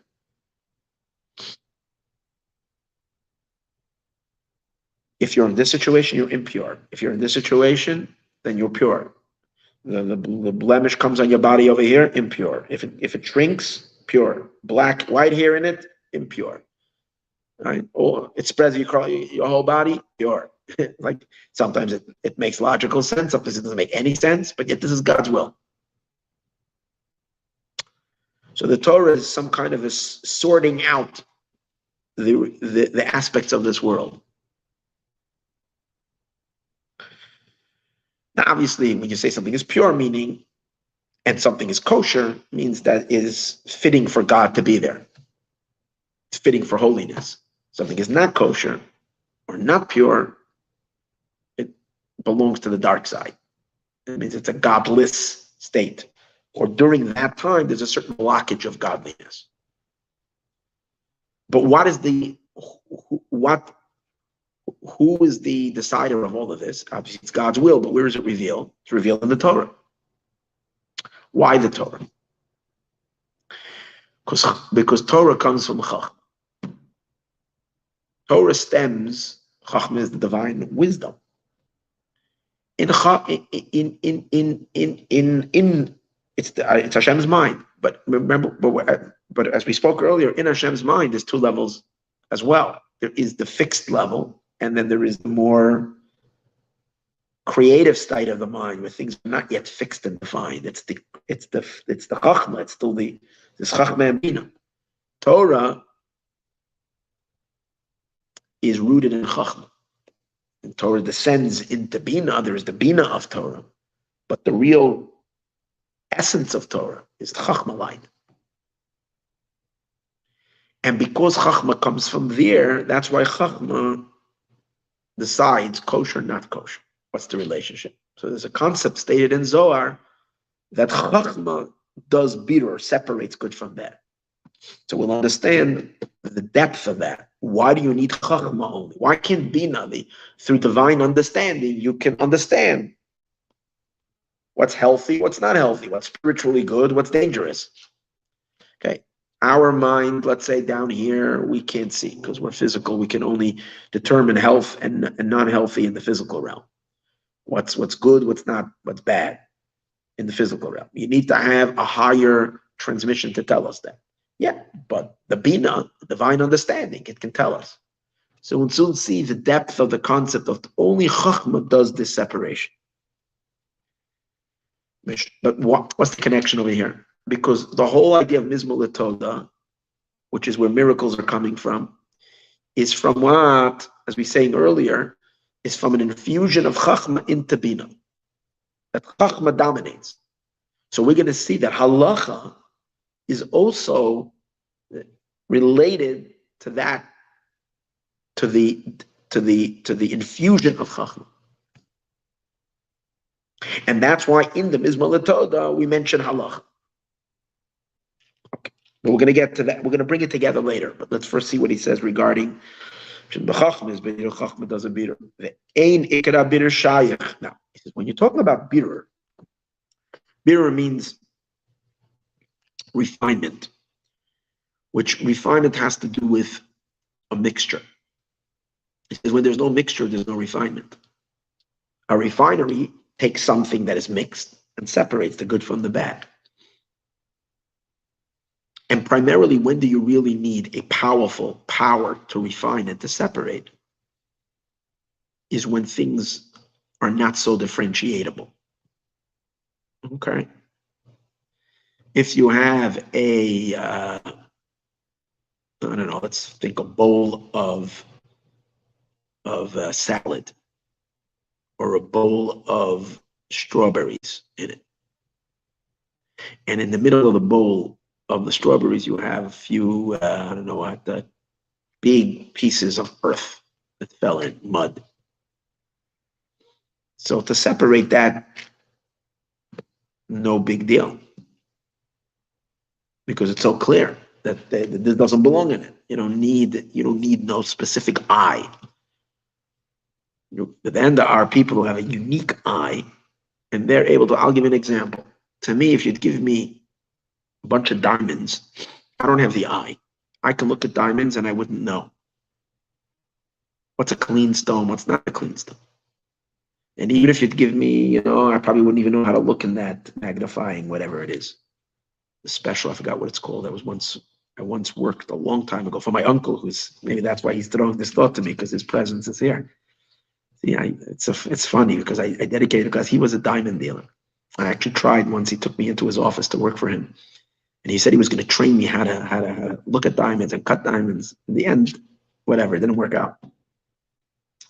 So if I look at diamonds, I wouldn't even be able to tell, but to see an imperfection, and you have to train your eye, and then you can give him a whole, thing of diamonds. You can pick out the ones that he sees are like potential. He'll take, I want this one, I want this one, this one. To me, it wouldn't make a difference. I don't have the discerning eye, but that's because it's hard to tell. We're dealing with the tiniest infractions that can literally, to the eye that can tell, can be a difference of, $10,000 when you're dealing with really precious, really high quality stones, the tiniest thing. For that, you need an expert. You need a chachma mind that's able to look and separate. So he says like this, there are certain elements in this world that are really dark. For those things you don't need.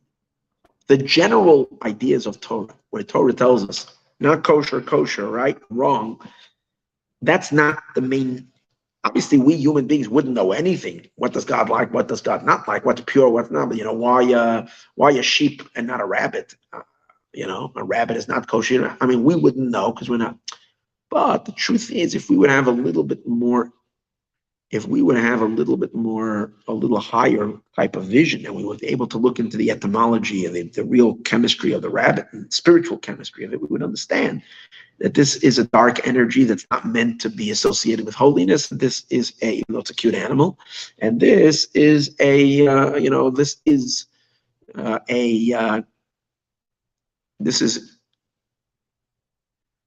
is able to be brought into the experience of holiness and godliness. This type of creature.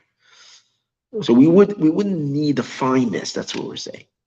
But then when you start getting in, that's the laws of Torah, of the written Torah. When you start getting into the oral law, which as we discussed this week, the Talmudic study, it starts getting very, very intricate and very, very fine question. In other words, there's a real question: this kosher, not kosher, yeah or no? There's so many reasons to say like this, and so many reasons to say like that, and you have to find, and really be able to look at it and get the real,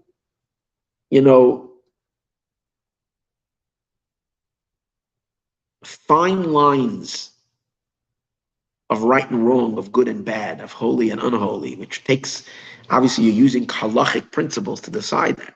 And you had brilliant minds, sometimes arguing and going over back and forth, kosher, non-kosher, right? Until they would come to so that ability to do that, that's the real power of Torah, is the birur, to be able to discern when two things look alike. Something that you can see immediately, that's not your. For example, there are certain questions that you can go to any rabbi. You present him, and he can immediately tell you, you're allowed to do that on Shabbos, you're not allowed to do that. You're allowed to eat that, you're not allowed to eat. And you go to even a very mini rabbi, someone who got smicha and he knows a little bit, whatever. The really tough questions, when they're very, very subtle, those are the ones that you have to bring to they're the biggest scholars, because they have that. They're the experts to be able to discern on the finer notes. When things get mixed in, and the eye can immediately discern. If you take out these big pieces of mud from the strawberries, it's not considered a major refinement. When we're dealing with a very, very, very fine little psolos, a fine, tiny little impurity, and it's mixed in, it's not seen at all. But then you use a special kind, like for example, you're dealing with flour, and in the flour, you're looking at the flour, you don't see any pieces that are not good. It's all mixed into the flour, and then you put it through a special sifter, and you sift, and suddenly there's little pieces that end up staying in the sifter on the top. These are the impurities. It's not flour, that's why it didn't crush. It's little things, they stay on the top. That you need a special vessel for it. You can separate it. That's called the real bitter. The same as with the laws of Torah, when you're dealing with ritually impure and ritually pure, or prohibited substances and permissible process. The chacham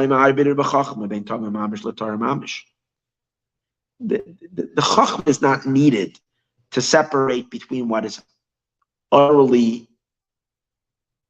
abominable to what is totally pure.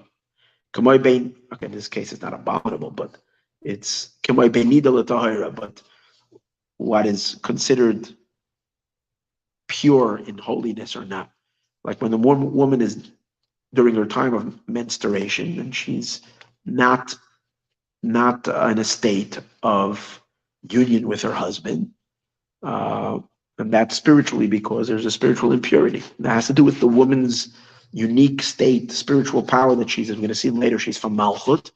And from Malchut, the chitzonim, the external forces of unholiness, can latch itself on. And during the menstruation, that's the point. So that state that she's then forbidden is very clear. So when you're looking, a woman is smack in the middle of literally in the middle of a period. And then you have, or this woman who's, clean. So it's clean in the sense that she's not in the middle of, so this is kosher. This is not kosher for the time being. It's very clear. You don't need to ask. Or whether when it comes to food, this is talking about relationships. When it talks about food, when things that are utterly forbidden, like pork, or any non-kosher animal, or something that's utterly kosher. Right? You don't need to be a big rabbi to say that this is pork and it's not kosher, and this is beef from a cow that was kosher. That it is kosher. Now, it's only when it comes to the little fine elements. of impure and pure. Something that you're trying to find that you can say it's pure, even though it looks defiled. This needs a lot of examination. Sometimes a rabbi will think about a certain thing for days on end, back and forth and back and forth. Can we permit it? Can we not permit it? To know really well and to define elements. Not to purify something that is really tummy. Now, because you don't want to make that mistake. But if it's really not tummy, it would be doing it a very big disservice for saying that it's impure. You say, who cares? Leave it alone. No, because anything that is not impure, it could be elevated, it could be brought into the experience. We're obligated to get to allow it in. It's no big accomplishment to reject everything. And only people that have very little, that are very small scholars, they will say everything is not, it's not kosher, it's not good. Those that have a much broader understanding will be usually far more permissible in the sense that they will be able to extend the law and find the permissibility in things. That's why we always know that it's easy to be a very stringent rabbi, but it's far more valuable if you can be a far more lenient. I'm not talking about leniencies that you make up in your own stomach.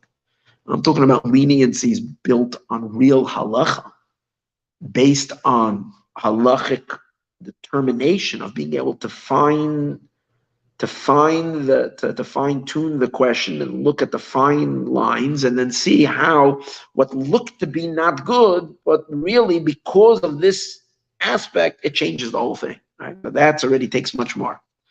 And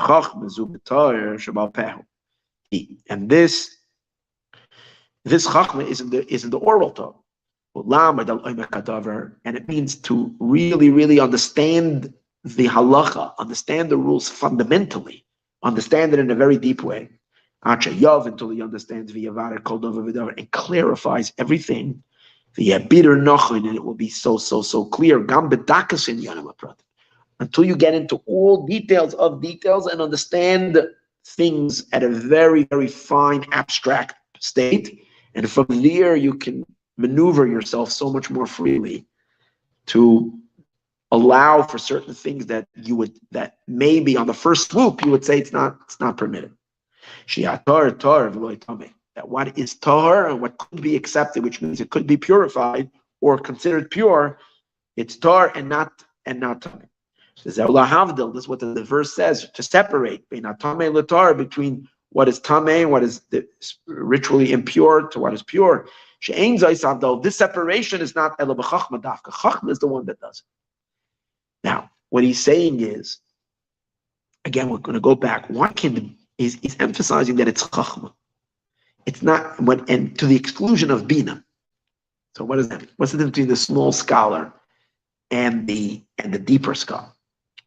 You see, when someone is a limited scholar, when someone doesn't have a very, very, very deep understanding, but has more of an external understanding, then every single thing you understand every concept you process it in a very definitive form. It goes into your mind in a certain way, and it's locked in that state, and you can't. And that's because you're understanding not its essence, you're understanding it externally. And the external definitions, which are really external, is what's blocking you from seeing the essence. If you can pass and undress the idea from its external garments and reach the quintessence of the idea, which really means stepping out of the bina, which is the external exploration of things, and touching the idea in its most abstract beginning, original form, then you're far more liberty, you have far more space to extract things from being locked like this or like that. Probably so many examples that we can give on this. The people that can appreciate and can look at things not in a dense way, but see the fine elements, they can differentiate and they can separate. So it might be like others. This is the way it is.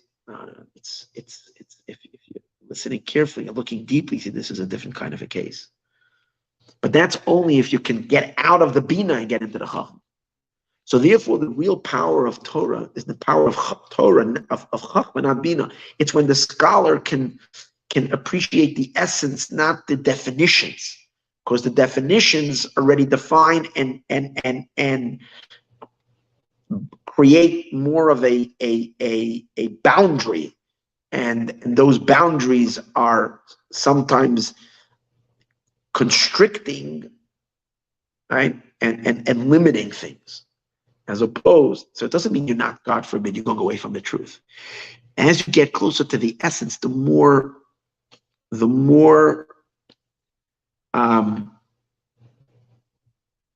you can limit the concept to only a very, very narrow state.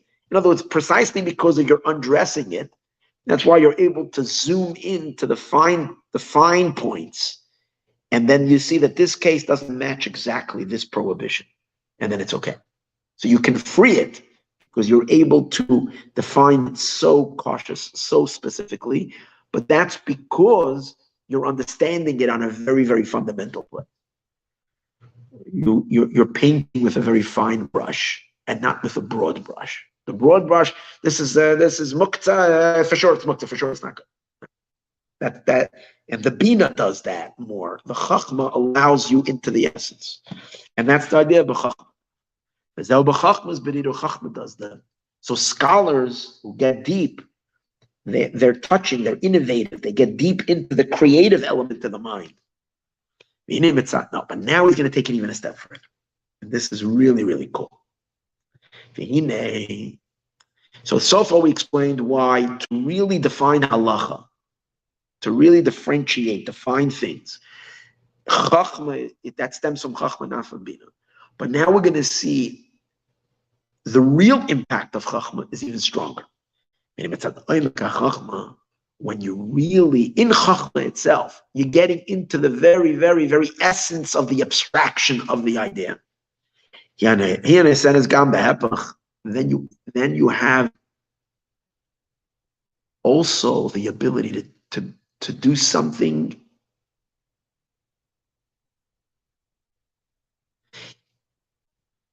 You're able to go even deeper in the sense that you can even completely turn things over. What does that mean? You're able to find reason and convictions, not convictions, or tam means a reason and seichel means an idea. Also to purify that which is fitting to be impure. In other words, you have something that should be completely impure. But because you understand things on such a fundamental level, you can even look at something that's totally impure and do a surgery over there and extract it from that reasoning of being pure. Like the sages say, that there was the student, he was such a brilliant student, that even, there was a student. Now, we know one of the things that are utterly impure, the Torah says it's impure, is a certain types of creepy crawly stuff, or 8 types of creepy crawl, mostly different types of lizards, but a rat is part of it, I think, and a weasel maybe. There are certain types of animals that are called the 8 types of creepy stuff, that if they die, they impart a strong impurity. A snake dies, it's not, the corpse of it doesn't impart impurity. A frog, also not. Tzvardea, not. But these various type of shratzim, they do. Okay. Now, it's specifically, the Torah tells you specifically which ones are the ones that are forbidden. Yet this student, because of his incredible brilliance, the Talmud says he was able to give 150 reasons to purify the sheretz. That even the sheretz, which is explicitly stated in the Torah, shouldn't be impure. Now, obviously, they said, yeah, you're brilliant, but the Torah says it's not like you, So he had built. No, he was able. He used valid arguments of Torah because he was so deep that he was able to mimatar the sheretz.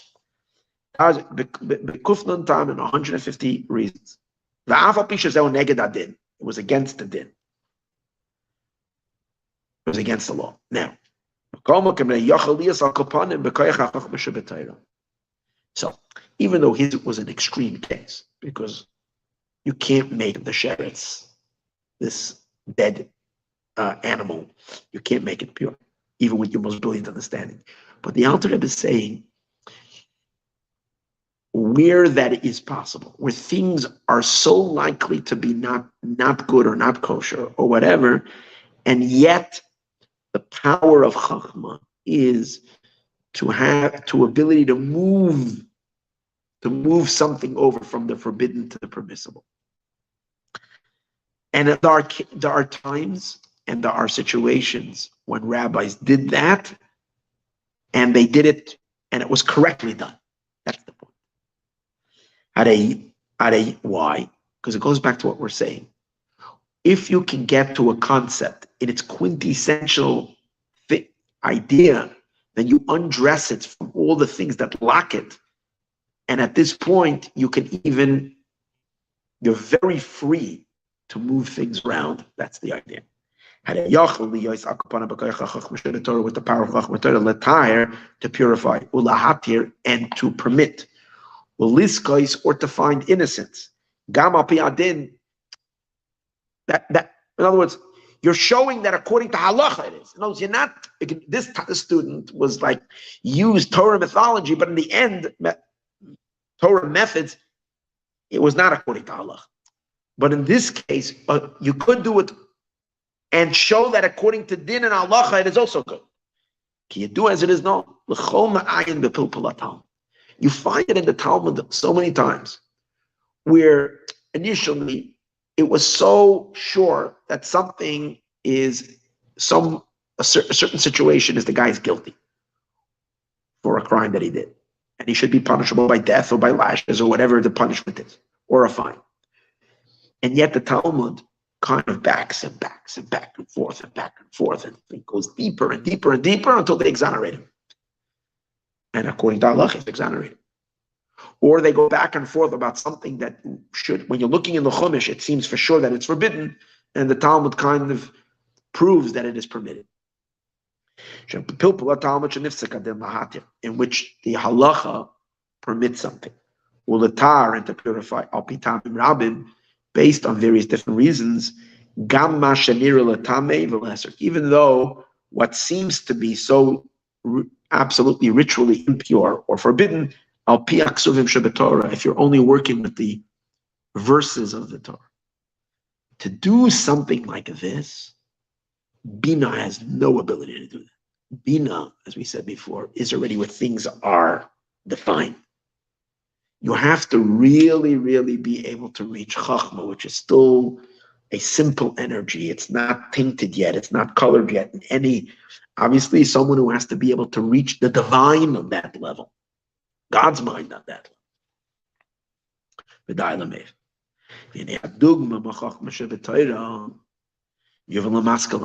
Now, just like it is in rabbis down here below, it's studying Torah.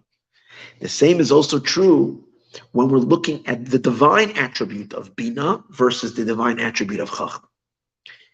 That from the Bina element, from where creation is already, from the structure, from the starting of the structure and the divine intelligence of creation, where things are already mapped out already and defined.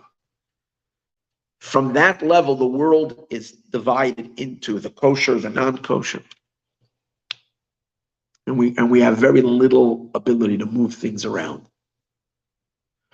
But when we engage a higher level of the divine, we engage the Chachma, and we draw down that energy, which rabbis do when they're studying Torah with a state of absolute nullification to God, in a state of bittul, when they recognize that God's Torah is bigger than their minds, and therefore they free themselves from their preconceived notions and allow themselves to sense the divinity in the Torah. And that's when they're activating these very, very high sublime levels of Chachma. Then we increase tremendously the borders of holiness, and we can invite into the experience of holiness even that which would have naturally brought to the tribunal. They would immediately say, reject. This is too ugly. This is too dark. This is not acceptable. You can't utilize this, because we know there's sparks of holiness at least once. Now everything is elevated already, but really the sparks that are elevatable. And then there are certain things that God says these are things that are not according to my taste. But again, that needs to be, we have to really tinker with it. And when we apply the Chachma element, we can allow much more to come in, that which was not allowed through the Bina. Let me give you a simple example. Perfect example. So Jews are following Torah. Jews are following Torah and mitzvot.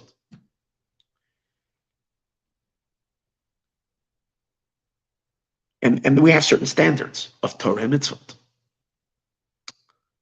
And in our communities, we want to keep up these standards of Torah and mitzvot. So if someone wants to join the community, we can be nice a little while to this and that, but ultimately if the person is not, is not keeping this or keeping that, then sometimes or at least it was, now things are changing. It was the custom that, you're an outsider, you don't belong here, The Rebbe in Hasidus Chabad opened up the doors to everybody and was far more drawing in and accommodating and bringing in. People who look at it superficially think, oh, Chabad is lax. Chabad is like, oh, they're not so rigid about Torah. It means they don't care so much. Total opposite. When you know Torah in its inside, not just its external elements, when you appreciate a Jew, for instance, and you don't see the Jew as externally, you're able to look and look and look deeper and deeper and deeper and see things in its origins.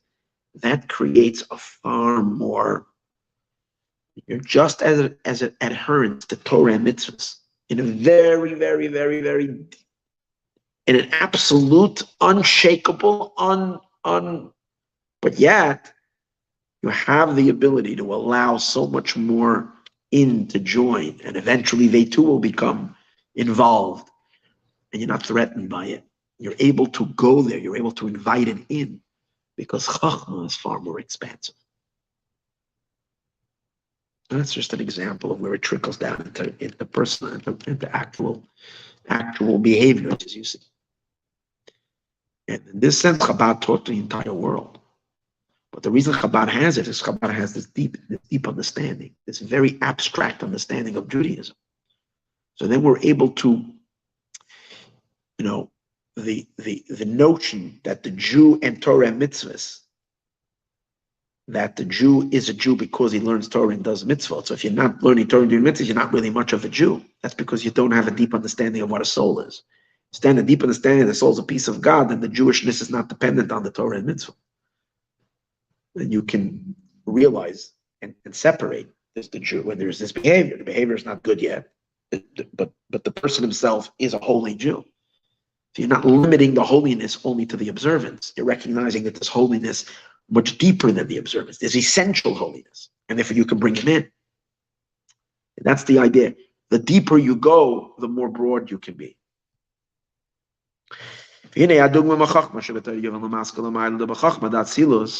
So we'll understand that a Chachma of Atzilus Mizbarer Hakol. Chachma does of Atzilus allows everything to become purified. Chachma does birur. Hareim is not allows everything. All birur and all rectification, all purification happens from Chachma. Hareim is barer. Why? Gam mebchinas hara. Even things that the first glance they seem to be from the bad. The whole reason we have to sort things out is because it's a mixture of good and bad. So when you encounter things that look bad, it's like the idea that someone who doesn't have a trained eye for gold So if you bring him a nice piece of gold, which is shiny and brilliant, yeah, I'll take it. If you're seeing a piece that looks murky and yucky, so say, let's throw it in the garbage. But the goldsmith who understands gold, say, what are you throwing away? Well, gold will say, there's so much good over here. You gotta play with it a little bit. You can just, you gotta melt them a little over here, take this away, and you know what you can turn this into, potential this has. So someone was painting with a broad brush because I want to look for something shiny. If I don't see shininess. So from Chachma, there is that ability to allow and to find the potential even in things that look very dark. To include that, another example. The regular religious Jewish world was terrified by technology. Technology, it's going to ruin Judaism. It's going to completely destroy us. So we have to lock our doors, keep our children safe, and keep everything locked away. The Rebbe said, technology is one of the amazing powers that God created in the world. And he created it for no other reason that we should use it for holiness. So let's embrace the technology and use it the right way. And there's an enormous power. Now everybody's doing it. But when the Rebbe started using radio, the rest of the world, radio was a non-kosher thing in this world. Television, non-kosher thing in the world. The Rebbe said, yes, the Rebbe scrimped about people not having a television. You shouldn't have it because you're bringing in a lot of garbage in your house. You don't need it. Your children don't need it. It's going to cause you to waste your time and it's going to desensitize you. But the fact that there's a power in the world and you can reach millions of people through it, we need to have programming on television. The Rebbe's Farbrengens used to be on television, which is so revolutionized. Which Rebbe ever did that? Because the Rebbe is Chabad, Chachma. Chachma has an ability to go out into what seems at first glance not kosher, not good, unusable, unfit, and find a way how that too fits. Even that which was bad, even that which was bad from the Eitz Hadas side, and even that could be brought into holiness. Now again, I don't want anybody making a mistake with what I'm saying. Doesn't mean that if you're not a tzaddik and you're just, I don't know, some kind of an American rabbi who is not really too serious about Torah, and then the person decides that, I heard this class over here, if you can permit everything, I'm just going to go ahead and permit everything. I'm permitting all types of marriages. I'm going to sanction all kinds of things because this narrowness is coming from a narrowness, but we bring everything. So every abomination should be brought into, should be accepted. That's absolutely not what I'm saying. It's the only from a very, very, very core inner connection to God and the highest level of subservience to God's will. And not budging one iota from God's will, but the ability to go all the way in, that we can stretch and find according to Torah when it's okay. But it has to be according to Torah. Can't be ignoring Torah. Then it's an absolute violation. That's not what it's a fine differentiation that needs to be made. And that which seemed to be non-kosher and outside could be included in holiness. That it can be included in good. He says, in the realm of holiness, you don't need chachma to come there and extend itself to invite it in because it's holy, so it's good. You don't need that fine eye. Over there, there's no bad.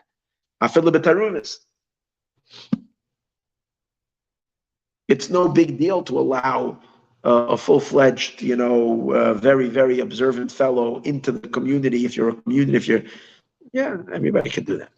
But when a guy comes in and he looks a little bit not like your regular type of guy, and then to be able to see the godly potential in this human being, to be able to see the beauty in this person, to be able to see the pure desire that this person has to get close, to connect, and you can see the potential of how you can, that's a whole different story.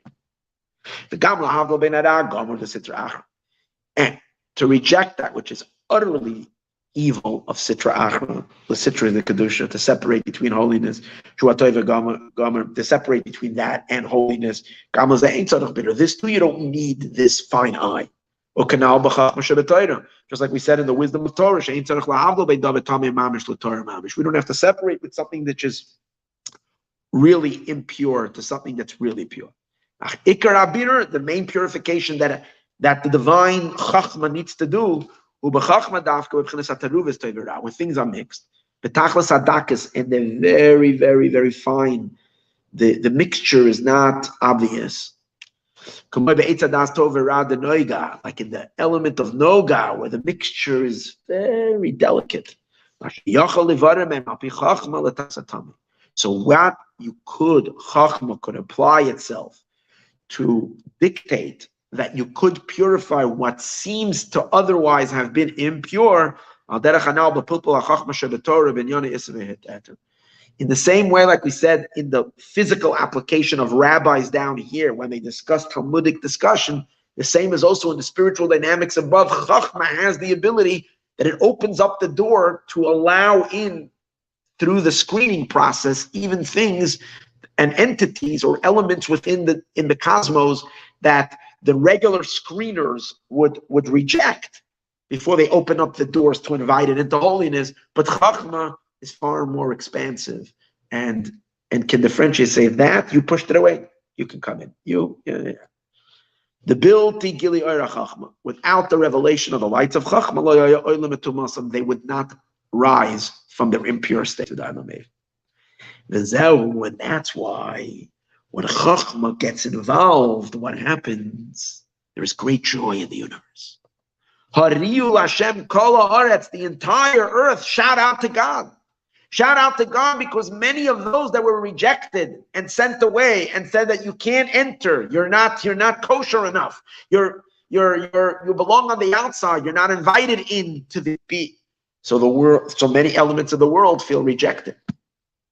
But when halacha comes, when Chachma above opens up the door and selects from that which has been seemingly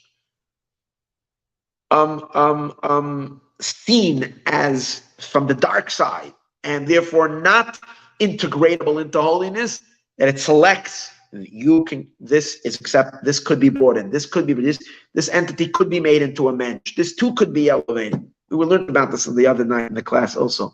Rabbi Gamliel had a yeshiva in which he had the doors tightly shut, and he accepted only the elites, only those that were no Yetzer Hara to them. Their inside and their outsides were the same. The day Rabbi Elazar ben Azariah became the Rosh Hashiva, became the Nasi, he opened up the door, removed the bouncer, and allowed everybody in. Similar to that. But over there, it seemed like he allowed everybody in. Here we're talking about still a selective process, but a far more lenient selective process to allow so much more in. And as a result of that, there is joy everywhere, because ultimately all creations and all beings want to be invited in to have a relationship with God. And that's why Hariyu Hashem Kol Haaretz, shout out to God, the entire earth, which means there is so much more in the world that is accepted and brought in. That's why the letters are halacha, because that's what halacha does. The true application of halacha is to get into the nitty-gritty things that into the very fine, into the world of what would generally be considered non-kosher and treif, and say this too could be kosher, this too could be kosher. That's the idea. Just like the laws of Torah. Everything that's able to go up gets elevated. Based on Chachma, even though at first glance it seems like it's not fitting. The same is also the spiritual dynamics. They can enter in and be absorbed into the supernal holiness. The divine holiness. Even those that we would have, based on our first take, said that they're not fitting. It's like from the Heichal, the chambers of Eitz Hadas, of good and bad. The whole land. Kol Ribuyi comes to add many. to include even those that are not elevatable without Chachma. Now, the word for shout out, which is the word hariyu, has two meanings. Hariyu means to shout out, but hariyu also means to smash. Because the process of elevating the unelevatable, or what seemingly is unavailable, is not an easy task. You have to really smash the external element of it, its presentation, and select the good potential that's in it. That's the reason why you can't just open the door and let anybody in. Because if you're letting anybody in, it's an awesome danger to let everybody in. Because you're letting in unholy, and then you're going to damage everything. Because the unholy is then going to have power and energy, and the whole world is going to be ruined. You can't do that. The strictness, there's a reason for the strictness. So how could you let him in? You can let him in by having the ability to see the fine points, extract that, and then reject that which is not good enough. That's the point of it. It's not a free-for-all letting everybody in. It's the ability to finally see, and even in that which we might say is, no hope for this person, you can find the potential good and work on that. But it also requires smashing, meaning breaking off that which is not good and not inviting that in.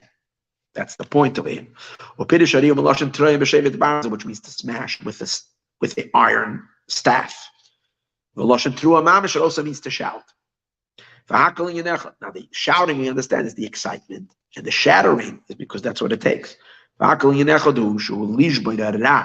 to break that which is negative in that thing, and surgically remove the good. That's the power of Chachma. Because the Chachma understands things so deeply, it can find a kernel of truth. That which is hidden even in what appears on the outside to be bad. And this is the meaning of Ariyu, it means to break. It's like the taking out the bad from the good. You got to make sure to get rid of the bad. But that's its elevation. Because the good is elevated. So it's both. It's shattering. In the shattering, there's the song that they are shouting out. It's excited. It's being elevated. Ariya means to shout out in song. And that's why it says, Hariyu lahavaya kol haaretz. What are they singing to? Who are they shouting out to? Shout out to Chachma.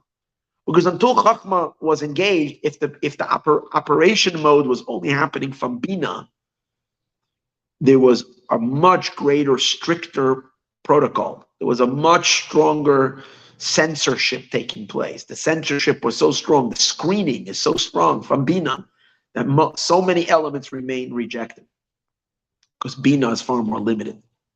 But when Chachma gets involved, and Chachma is called Havaya, remember, we said earlier, Bina is Elokim. Elokim is already constriction, tzimtzum. Chachma is still the energy in its predefined form, and that's Havaya. And that's why Hariyu lahavaya kol haaretz. V'neshama lahavaya, and l'shem havaya the Chachma dafka. B'shem the Chachma is beriru. Through Chachma there is bitter. Hakol kol ma'asher shalavar, everything that could be elevated can escalate. V'zau is a famous story. It's a beautiful story. I remember it now. Someone once came to Rabbi Levi Yitzchak of Berditchev, and he asked Rabbi Levi Yitzchak of Berditchev for a tikkun, that he should give him a remedy, a spiritual remedy for the terrible sin that he's done.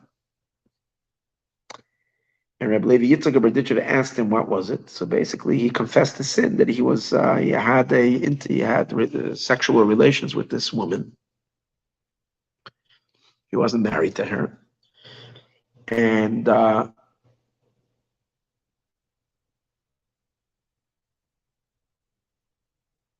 he said, however, in order to minimize his sin, he said that she went to the mikveh. She purified herself and went to the mikveh, so she was no more, most girls or most women, single women that are not married, they have no need to go to the mikveh. So usually it's only a married couple, so the woman goes to the mikveh, so she immerses, so she's kosher for her husband. But the married woman an unmarried woman should not be having relations only in marriage.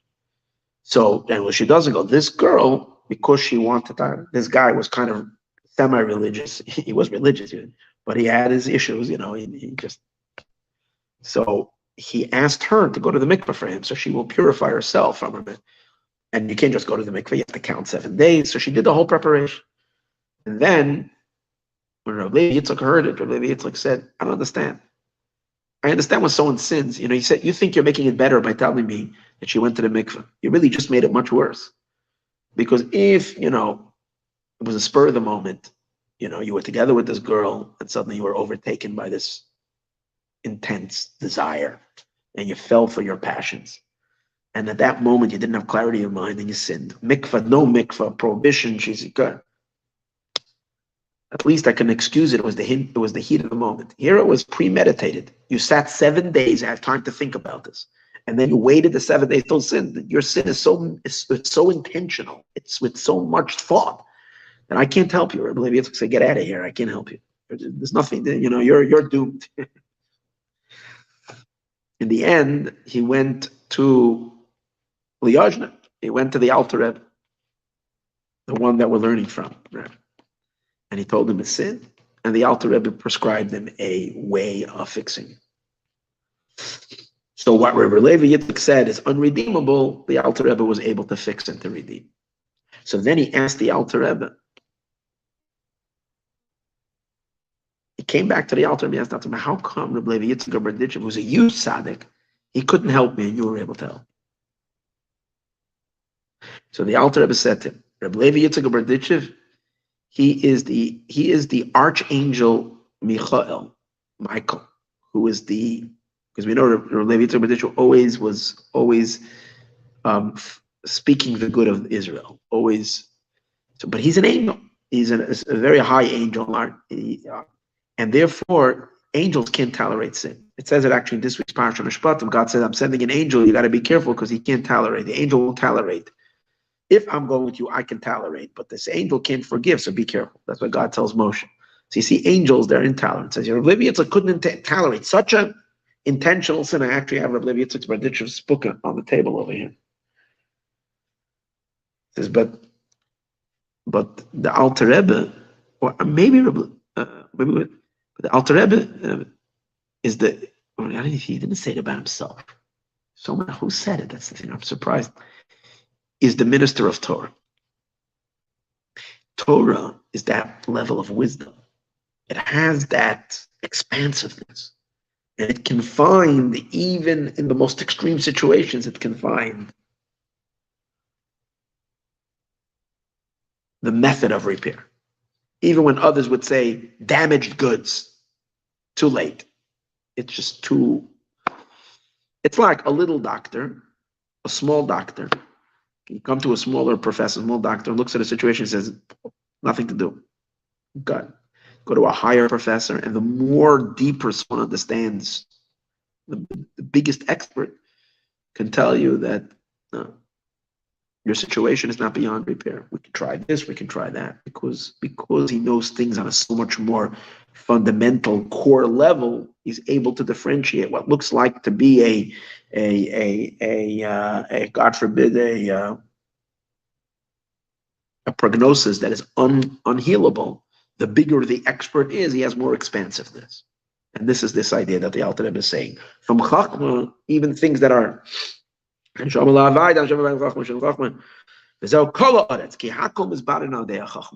is fixed through Chachma.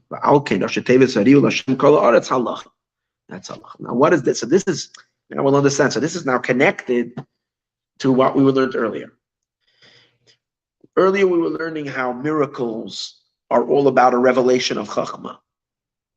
Mizmor Latoda, that's what we're acknowledging. And Chachma is so high that you can't understand it. You can only surrender to it. And here we're seeing the power of, and just like from Chachma comes miracles, here's the thing. Just like from Chachma comes miracles, which change nature, just like Chachma can, that's what a miracle is, that we're not fixed. So in governing the world as well, in terms of the laws, over here, Chachma too can change. What seems to be non-kosher could become kosher. And that's in a sense like a miracle power, because it can transcend systems. And in that sense, it can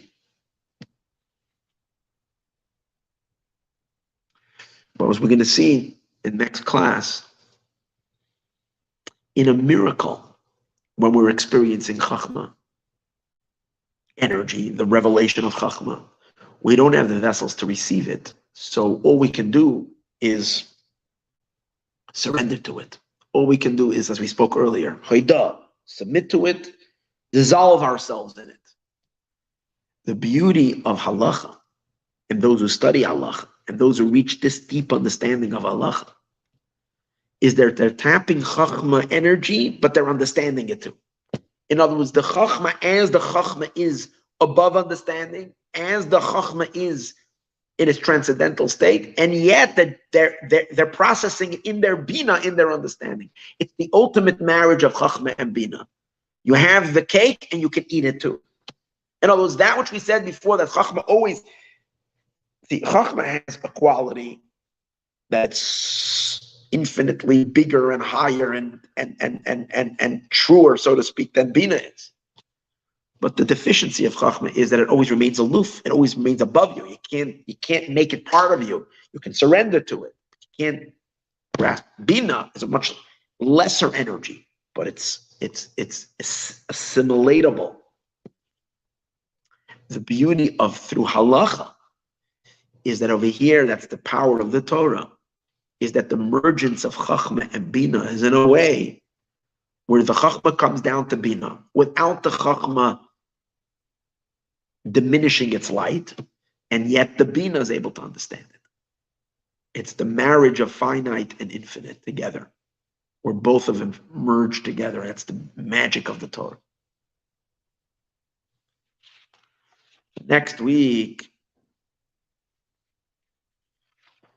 we'll understand how this all connects to the sacrificial sacrifice of the Korban Todah, in which part of this process that we can permit the unpermissible is expressed in the idea that we can allow chametz, leaven, into holiness.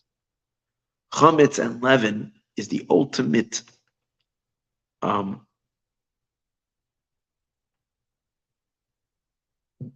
evil. Chametz, it represents inflation, inflation of ego, and so on and so forth, which is so abominable in front of God.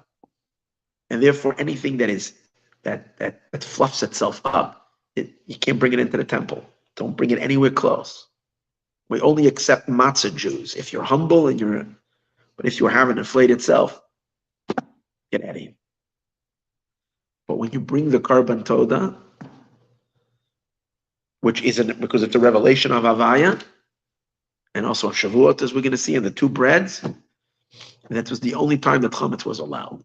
It has to do with this idea that Chachma is so expansive that it's able to include even things when they're still in a state of it's still able to integrate it and bring it in a way that it won't be damaging. That's the idea. As Hashem will finish this next week. Meanwhile, let's have Mashiach come this week, so we can finish in the Holy Temple and bring the biggest Korban Todah of all.